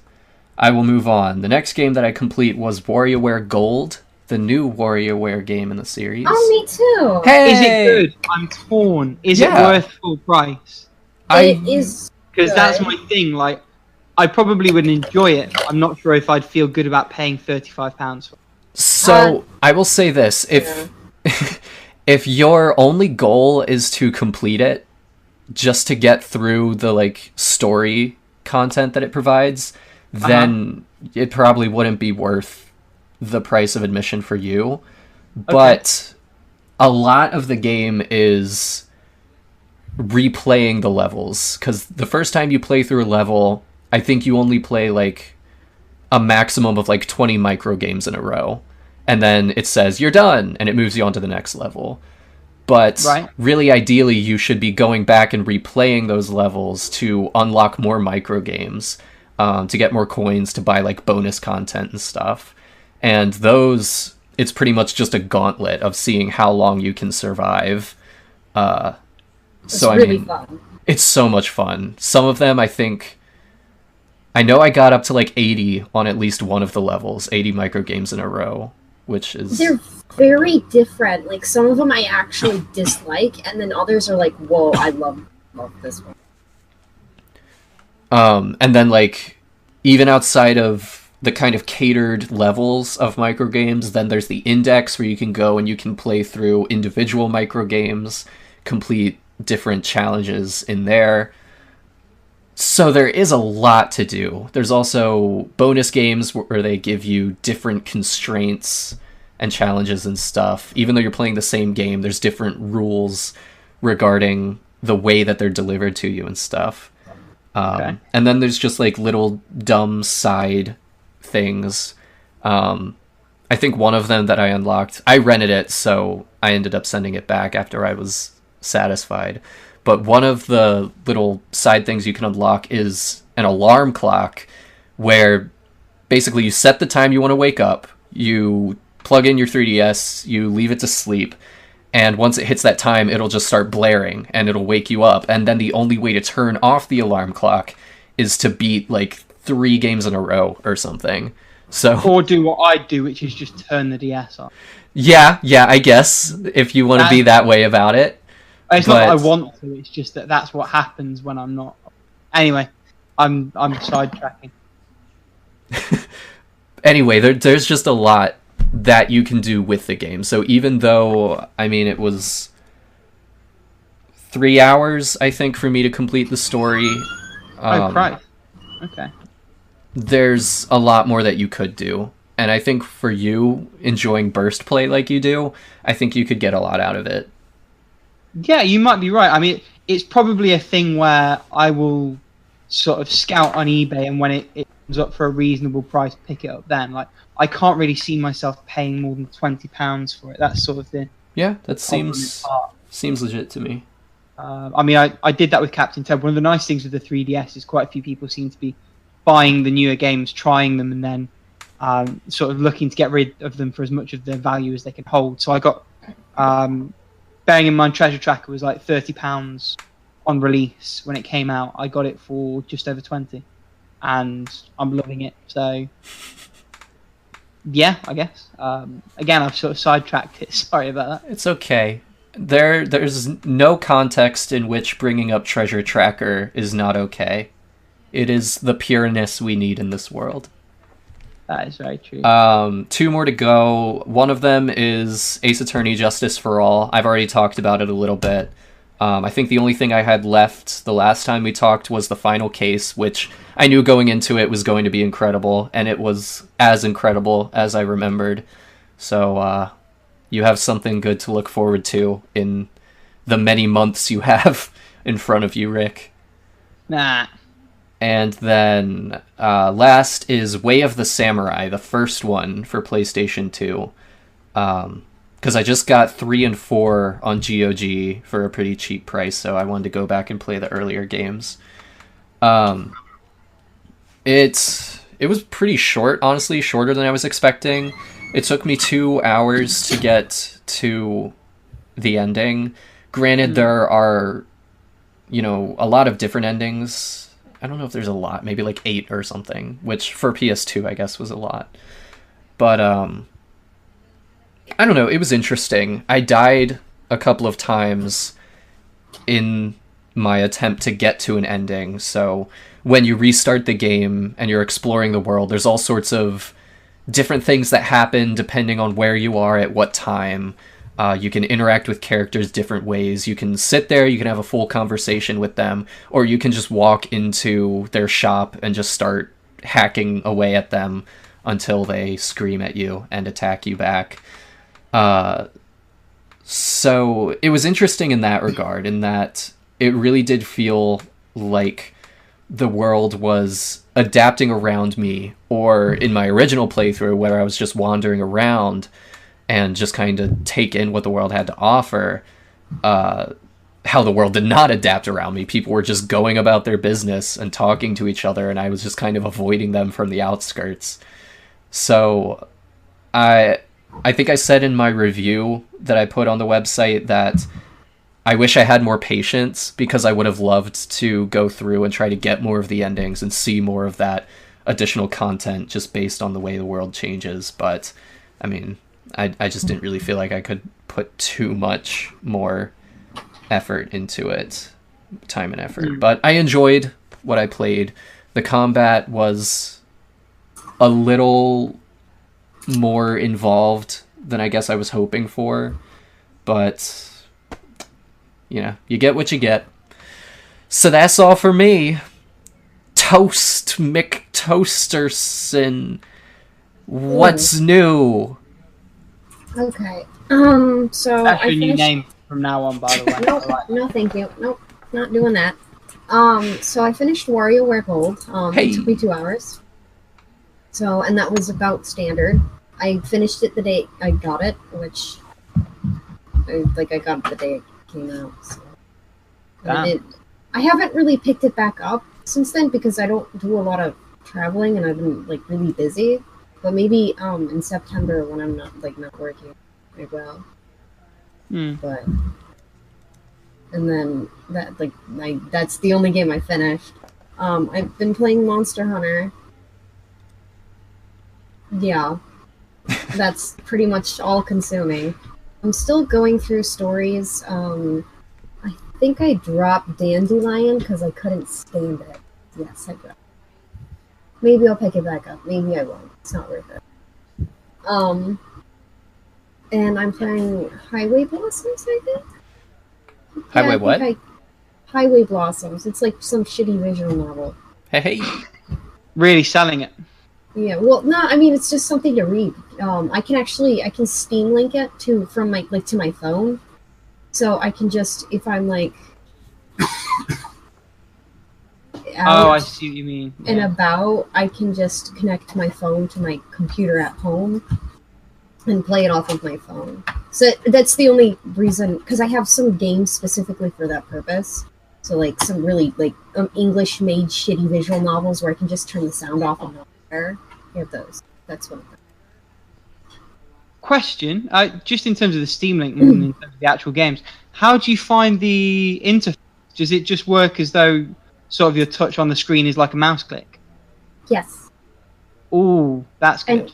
And you can connect a controller to it, provided you have Bluetooth on your phone, which if you have a phone, you do.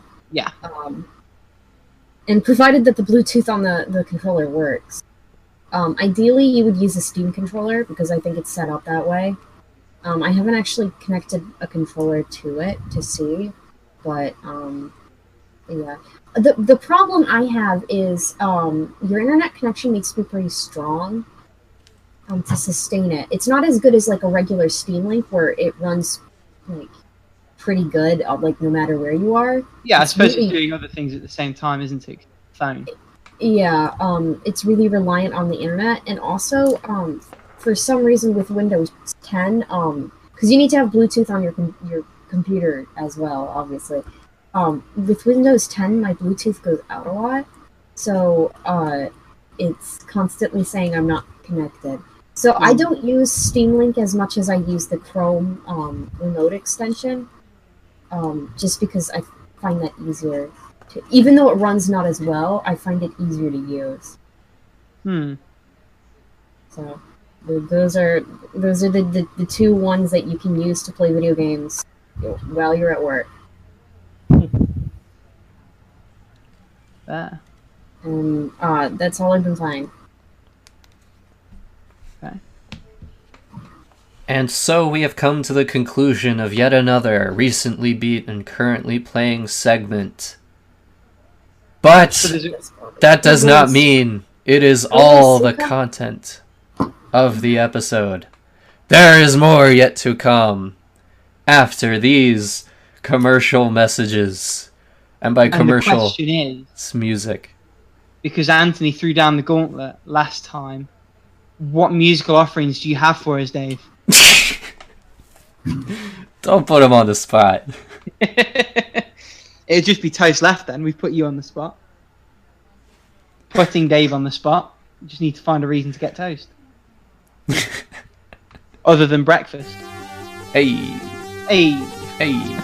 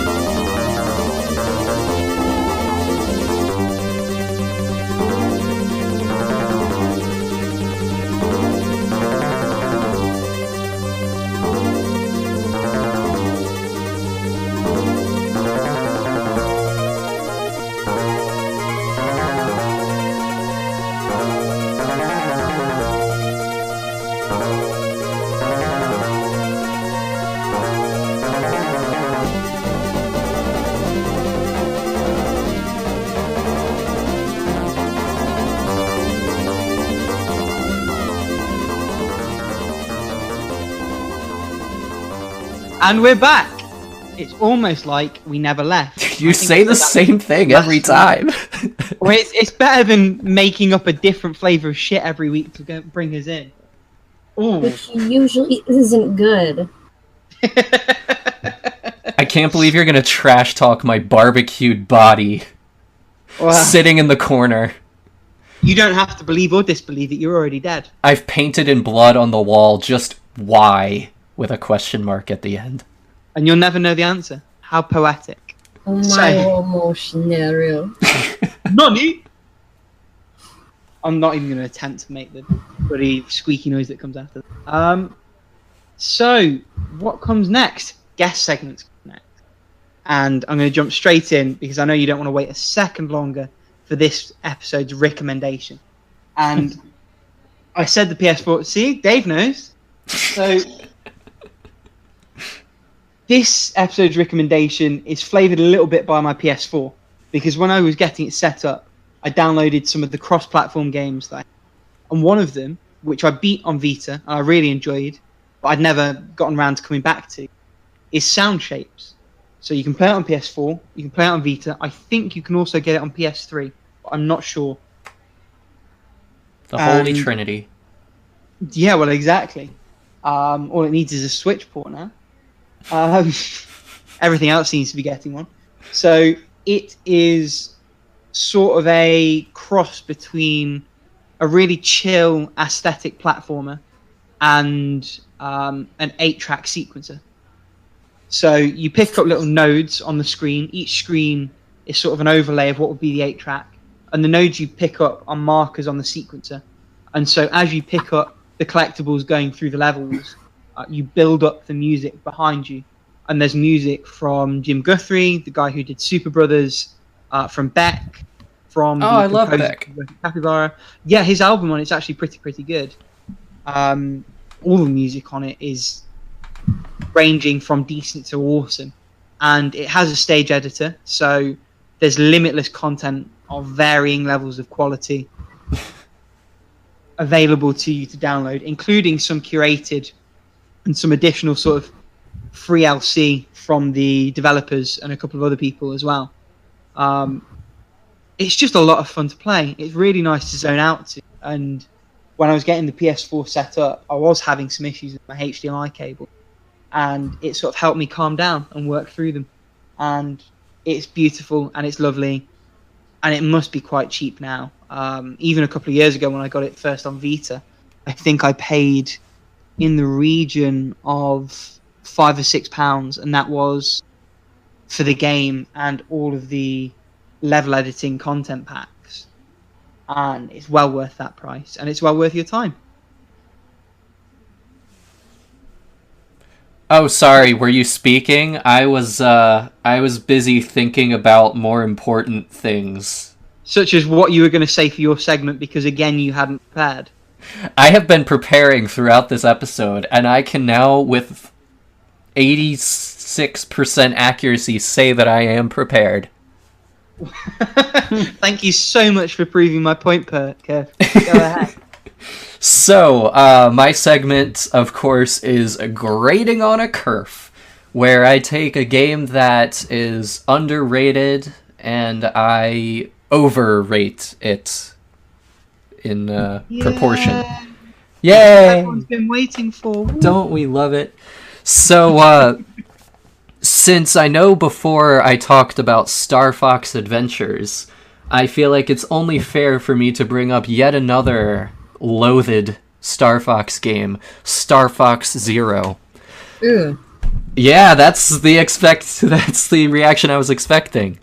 So, Port to Switch.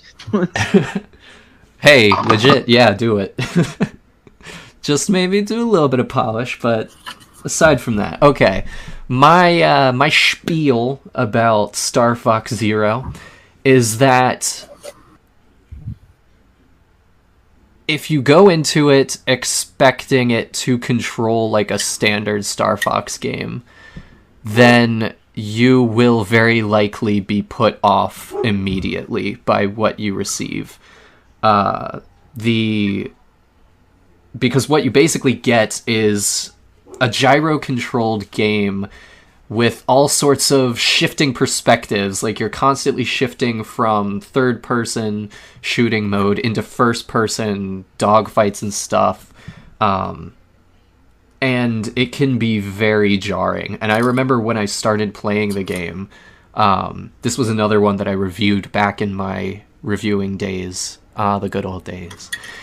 I was also very put off by the product that I received.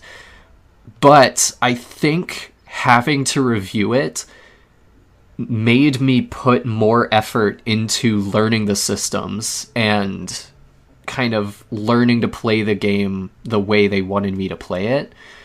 And I definitely appreciate the fact that not everybody can or will want to put forth that same amount of effort, but I think that ultimately it is rewarding to do so. Once you really figure out the methods available to you for multitasking, the dogfights in space are, I would say, the closest I've ever felt to feeling like I was in a Star Wars movie.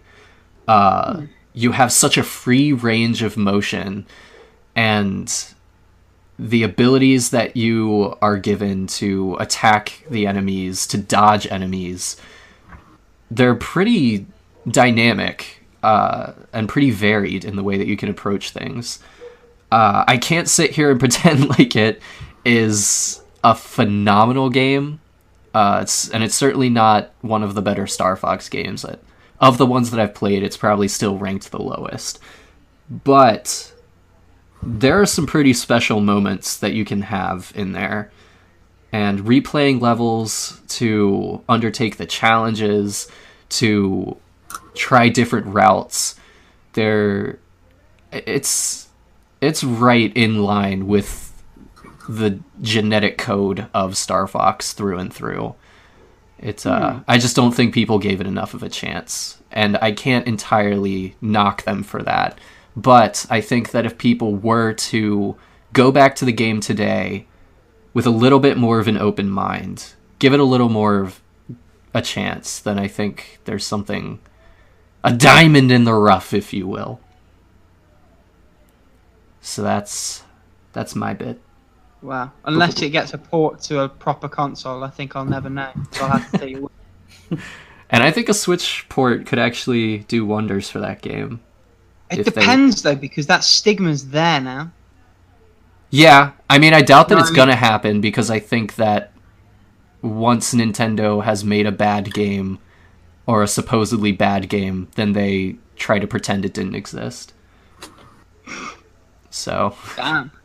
Well, I mean, like, even Star Fox Adventures I talked about, like, it was received okay, but fan reaction to it was pretty negative, so other than Crystal appearing in other games, they pretty much don't acknowledge it at all. Fair. So, Toast! I don't really have anything to recommend this week. Okay, let's move on. Oh, I guess I did get kind of, oh wait, that's visual, so never mind. Describe it in excruciating detail. I got a water printed, like, controller case, and it's really nice. So, if you have, like, if your hands get really cold when you play video games, and then, like, you can't push the buttons and things and such like that, and you just want a nice case for your controller, I'd recommend a water printed controller skin. What does So that is that even the kind mean? of thing where you send it off and they have to sort of dunk it and send it back to you? No, you just buy it and it slips right on. Oh, I see. It's like a silicone. And it's made of silicone, but it's really nice. It's like water resistant silicone, so like if you've got sweaty hands, it like doesn't. It's much nicer than the plastic. Okay. What does that do for cold hands, though? You said about your hands getting... Oh, it helps me, like, because the plastic is really cold when I, like, grab it. This is a little bit, like, warmer. It's a little bit more, like, natural feeling. It's not plastic, so I like it. I mean, I quite like my hands being cold. I was just curious what you meant. I don't like my hands being cold, because then I can't Yeah, you're feel weird, my Rick. joints. Hey, simmer down.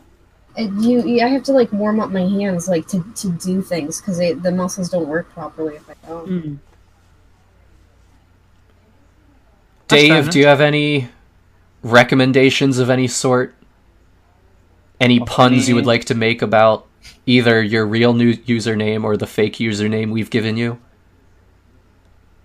as Dave, as official Dave.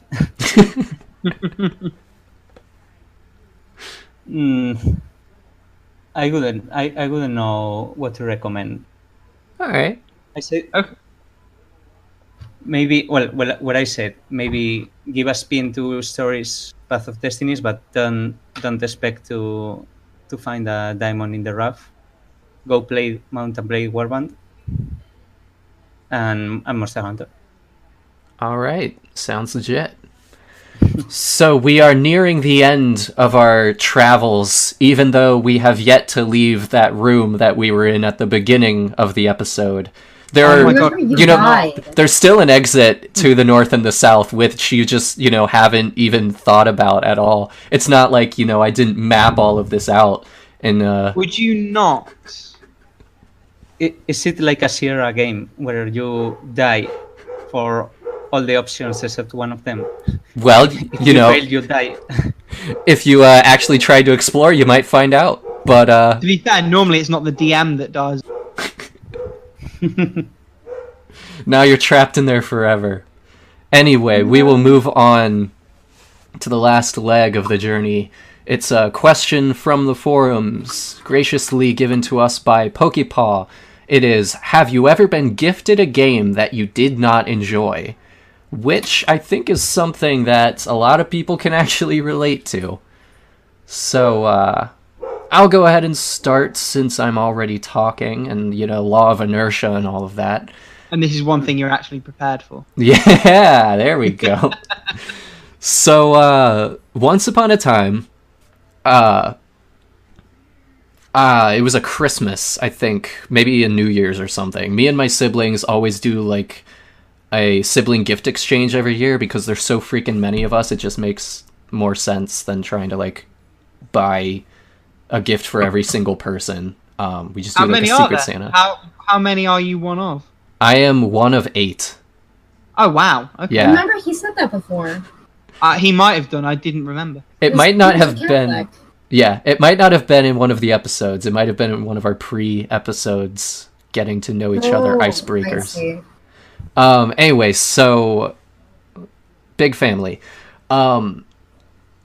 So my sister-in-law is really into Disney stuff, and she was always really in love with the like aesthetic design of Epic Mickey, which totally fair. The aesthetic design of those games is top notch.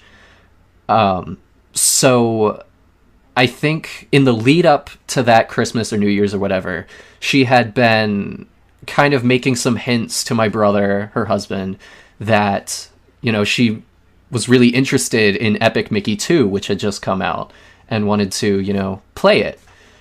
So fast forward a little bit to this gift exchange, and one of my sisters had my sister-in-law as like her Secret Santa, so she gave my sister-in-law Epic Mickey 2 for the Wii U. But my brother and his wife did not have a Wii U. They had I don't remember what they had at the time, PlayStation 4, Xbox One or something. So they had no way of playing it. They knew that I had a Wii U, so kind of surreptitiously, after the gift exchange was done, they took me aside and said, look, we're not going to, you know, say that we don't have a Wii U because that would make our sister feel awkward. So they just kind of slipped it to me, and I ended up playing it, not near that time, but maybe a year or two later, and God, is that game bad. Oh my God. It is just terrible. I mean, the first Epic Mickey is nothing really to write home about. It's kind of okay, I guess. It's got kind of clunky motion controls. The pacing, the level design is all... I mean, the mechanical level design. The actual visuals are astounding, but the mechanics of traversing the levels is kind of frustrating. None of it really meshes well together in terms of like quests, side quests, that sort of stuff. You really never know what order to tackle things in. And the second game just ramps all of that up to 11, just makes everything worse. The camera's awful. There's all sorts of frame rate drops.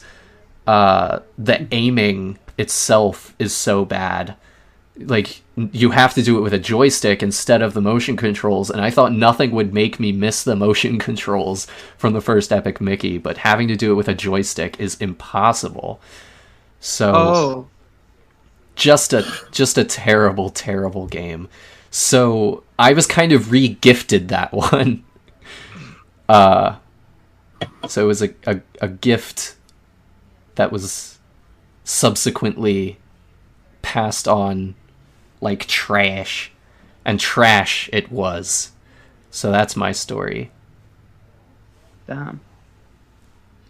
Go on, Toast. What would you say yours was? I don't know. Oh, sounds like somebody else is unprepared. Oh, shut up. Hey, as a young girl who played video games, which was weird at the time, she says, stalling desperately. I was given a lot of really strange games to try and like, hey, you're a girl, so here are these really shitty games for you specifically. I was given a lot of like Bratz games. Oh, and, like, no. A lot of people would give me Barbie games and things like that, and it's just like, here, be more girly, I guess? I don't know, but like they're really shitty. So a lot of, like, any of those, and I can't pick out one in specific because like they're all really bad. Like nobody wants it, not even little girls. Shit. What about you, Dave? I'd say the worst game that I've been gifted, it was probably, I don't even remember the game, but it was a one-on-one fighting game for the Game Boy Color with Shrek characters. Oh Oh no! my god. So bad. It's I remember that game. Oh my god, that was bad. It was a bad awful. game. Yeah. And if I were to choose another one, I mean, it has a happy ending. The game is currently in my recently completed list, and it was because this birthday, last birthday, my cousin gifted me Transistor, which I thought I was going to love, and Don't then, you dare! Don't and you dare! I didn't like it I either. started hating it, and then I dropped the game for about like half a year, and when I picked it up, maybe I have a different expectation, or I have I saw it for what it was. I approached it from a different angle, and I ended up enjoying it a lot. And yeah, and I beat it that like this month. So happy ending for not bad game. Yeah, happy ending for you and me as well, because we would have had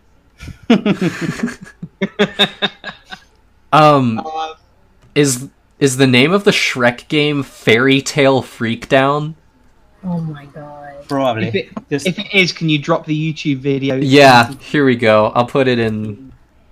I remember playing that game. It is. We can have a group create. I am watching some gameplay of it right now, and this is Holy shit! I remember. this is gorgeous. Oh yeah, it's that one.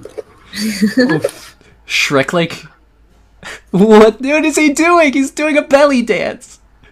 Yeah, and remember that the Game Boy has only 2 buttons apart from the D-pad, so the controls they are just awful. Oh lord! There's like only 4 sprites. It looks like. Yeah.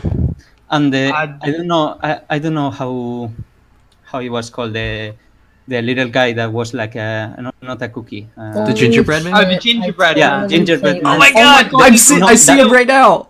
That on stage, stilts at he normal height. only shot like, I don't know, balls or something. Yeah. I don't know what it was, and he doesn't do anything else. Just that one again and again and again and again. But if anyone wants to beat the game, just beat the gingerbread man, then pick him, and he's using the canes as legs, and they are so long that you can just cheese your way through the game, just kicking the other fighters. I'm watching a Shrek versus Shrek classic. fight right now. And it looks like the only thing to differentiate which Shrek is which is there just like a small triangle over your Shrek's head. But like in motion it's so hard to tell. It just looks like a leaf on a tree or something. And the worst part is you can unlock the dragon as a fighter, and cool, the dragon, and it's the worst. It's impossible to win as the dragon. It doesn't even make sense. The impression I get is that you spent far more time with this game than it had any right to take from you. Yeah, sure. I was gifted only that game, so I didn't have anything else for the Game Boy. Oh my gosh. So I'm going to jump in, and before I do, I owe Pokepaw a bit of a thank you for bringing this topic up. What the fuck are you doing, Tony? I'm dancing.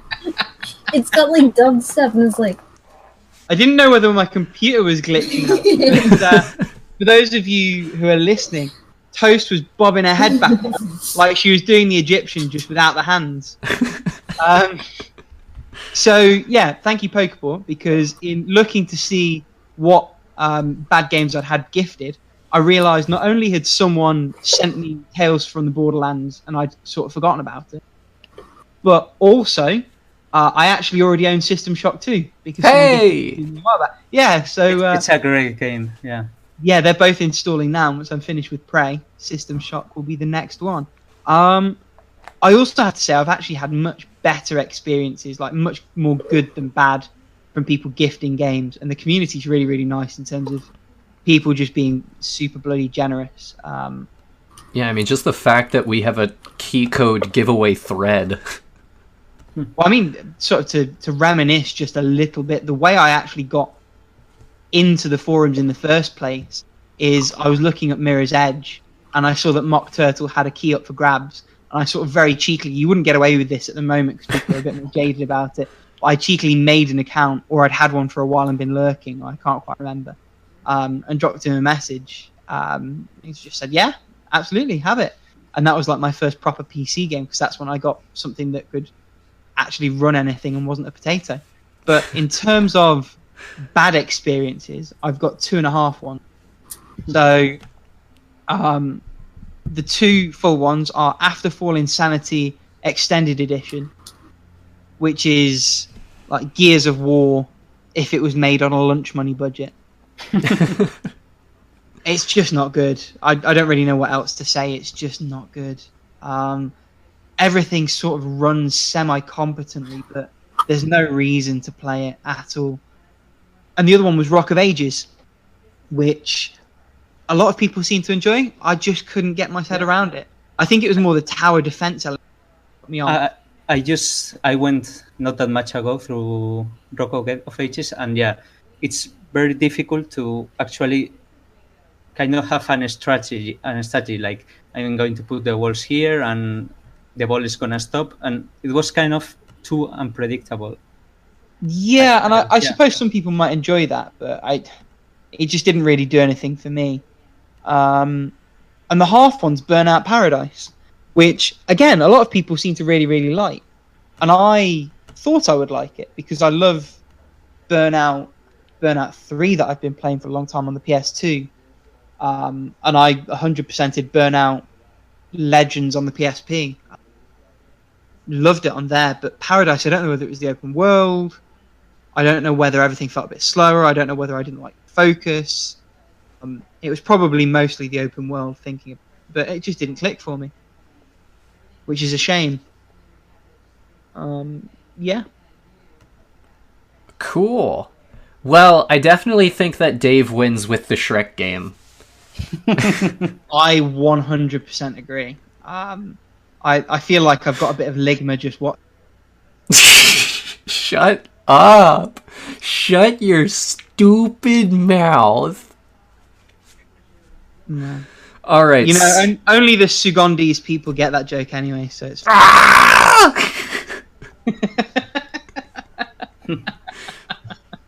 Banned from life.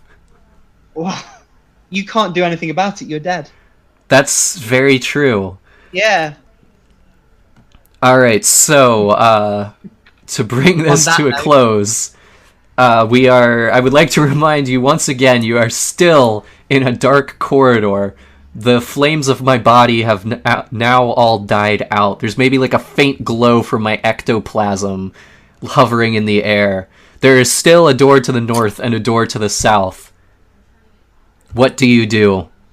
Man, if this is the afterlife, I don't know if I want. You guys are alive. I'm dead. Okay. Can we join you? Is the fire still going? Or? There is just enough fire that you could kindle a new fire. Okay, so I'm going to kindle fire, use fire on self. Okay, you are now burning to death. Yay! All right. I will travel east because I think that you said the exit is that way. You go east and you walk into a wall because the only exits are north and south. I will go south. You go south and you fall into a pit of spikes and die. Oh, there we go. Dave, you're the only one left. Okay, I run north. All right. You run north. You're running. You turn a corner and you see just a faint glimmer of light. You follow the light and you emerge from the cave into a new day. You have a new lease on life. You feel warmth from the sun glowing under your skin. You feel happy and optimistic about your future. You are the only one to survive, and you will carry on the legacy. Everybody applaud for Dave. I'll just Well, add it to my the completions guest list. host is the one that's going to carry the legacy. Yeah, actually, Dave, you can post this as a completion on How Long to Beat. It only took It you... was like 5 minutes. Well, technically like 2 hours. Yeah, we're counting the whole episode. 2 out So, of 10, the narrator was shit. but hey, next time you participate in the experience, you can just go north straight from the start and immediately win. So, yeah, just keep that in mind. As for the rest of us, we are failures, and we should feel disappointed in ourselves. The end.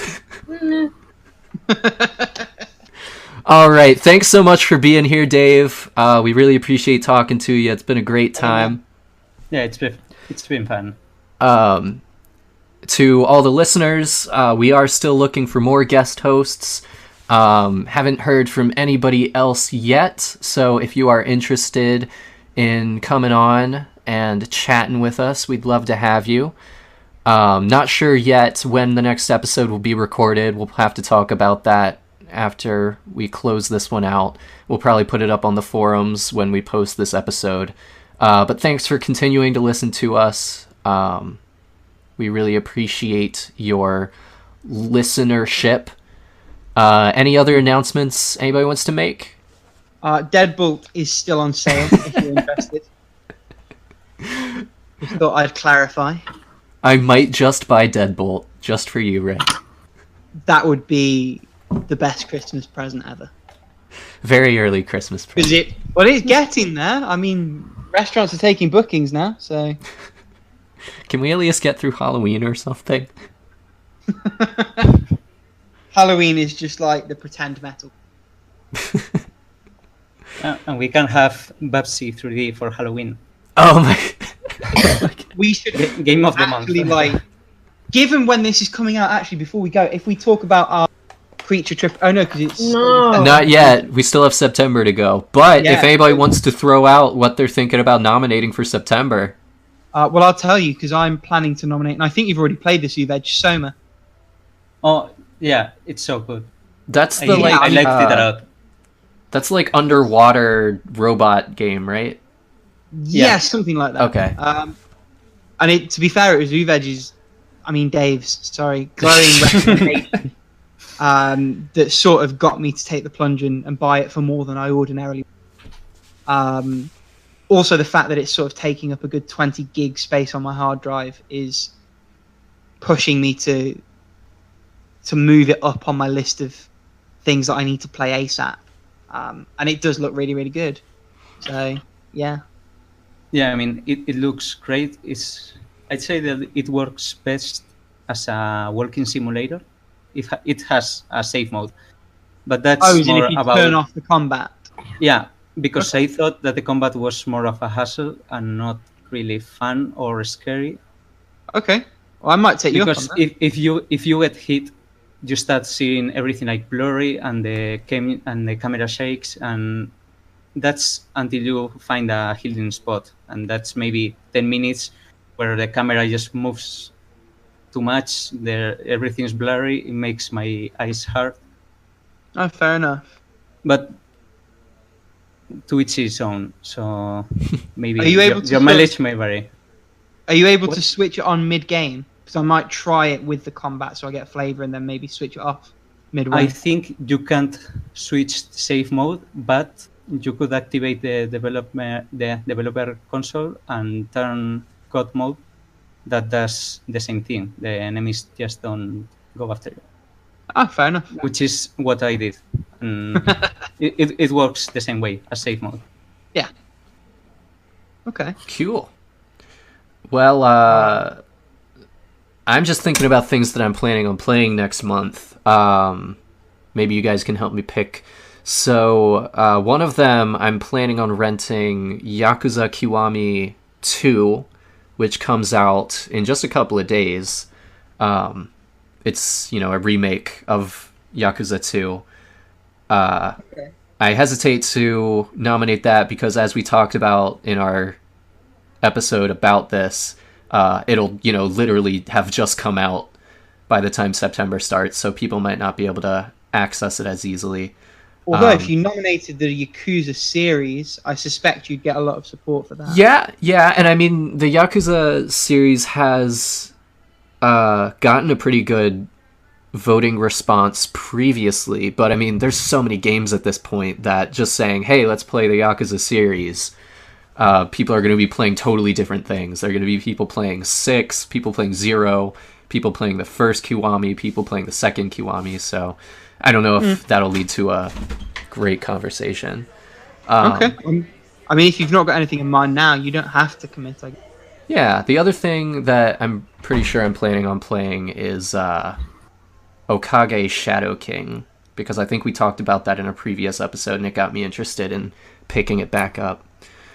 But I don't know if people really have that anymore, so I don't know. Hang on, I'll think about it. Is that the PS2 one? Yeah, it's PS2. Oh, you can emulate that. Yeah, probably. Especially because the game doesn't look all that intense. On low to medium spec speed. Motherfucking Christ. Hey. Alright, so while we're in kind of a lull, let's get through. I mean, if Toast and Dave have suggestions, let's get through them pretty quickly because I do have to eat dinner and get out of here pretty soon.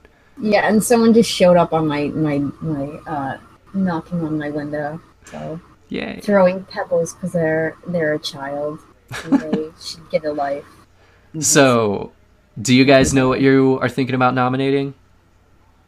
I'm going to probably I'm gonna be very not busy September. Well, I am planning a trip, but I might just nominate Monster Hunter, maybe? Okay. I don't know. I'm not really sure what I'm going to be playing because I'm not sure what I'm going to be doing. Okay. Well, Monster Basically, Hunter Intel seems then. a pretty safe one. Yeah. People seem to be into that.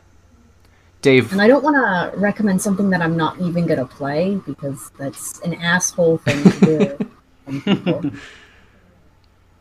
All right, Yeah. Dave, do you have anything you're thinking about nominating? Yeah, I'd probably be playing also Monster Hunter, but another game that I'm maybe going to be playing also is Jalopy.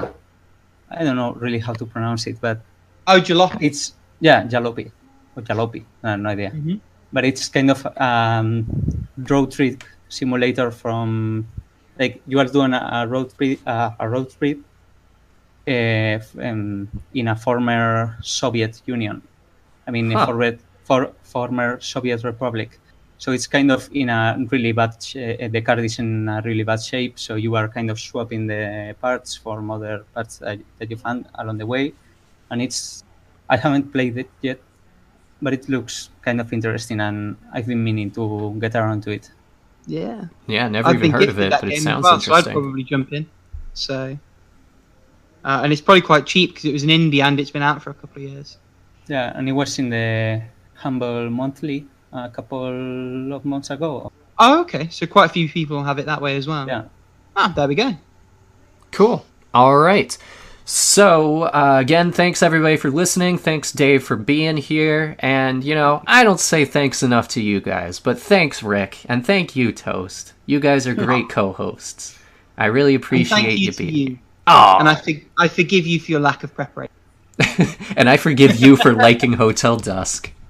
Hey, you don't ruin the very nice thing you just... All right. Well, goodbye, everybody. Thanks for listening, and tune in for the next episode whenever it may be. Bye. Boom.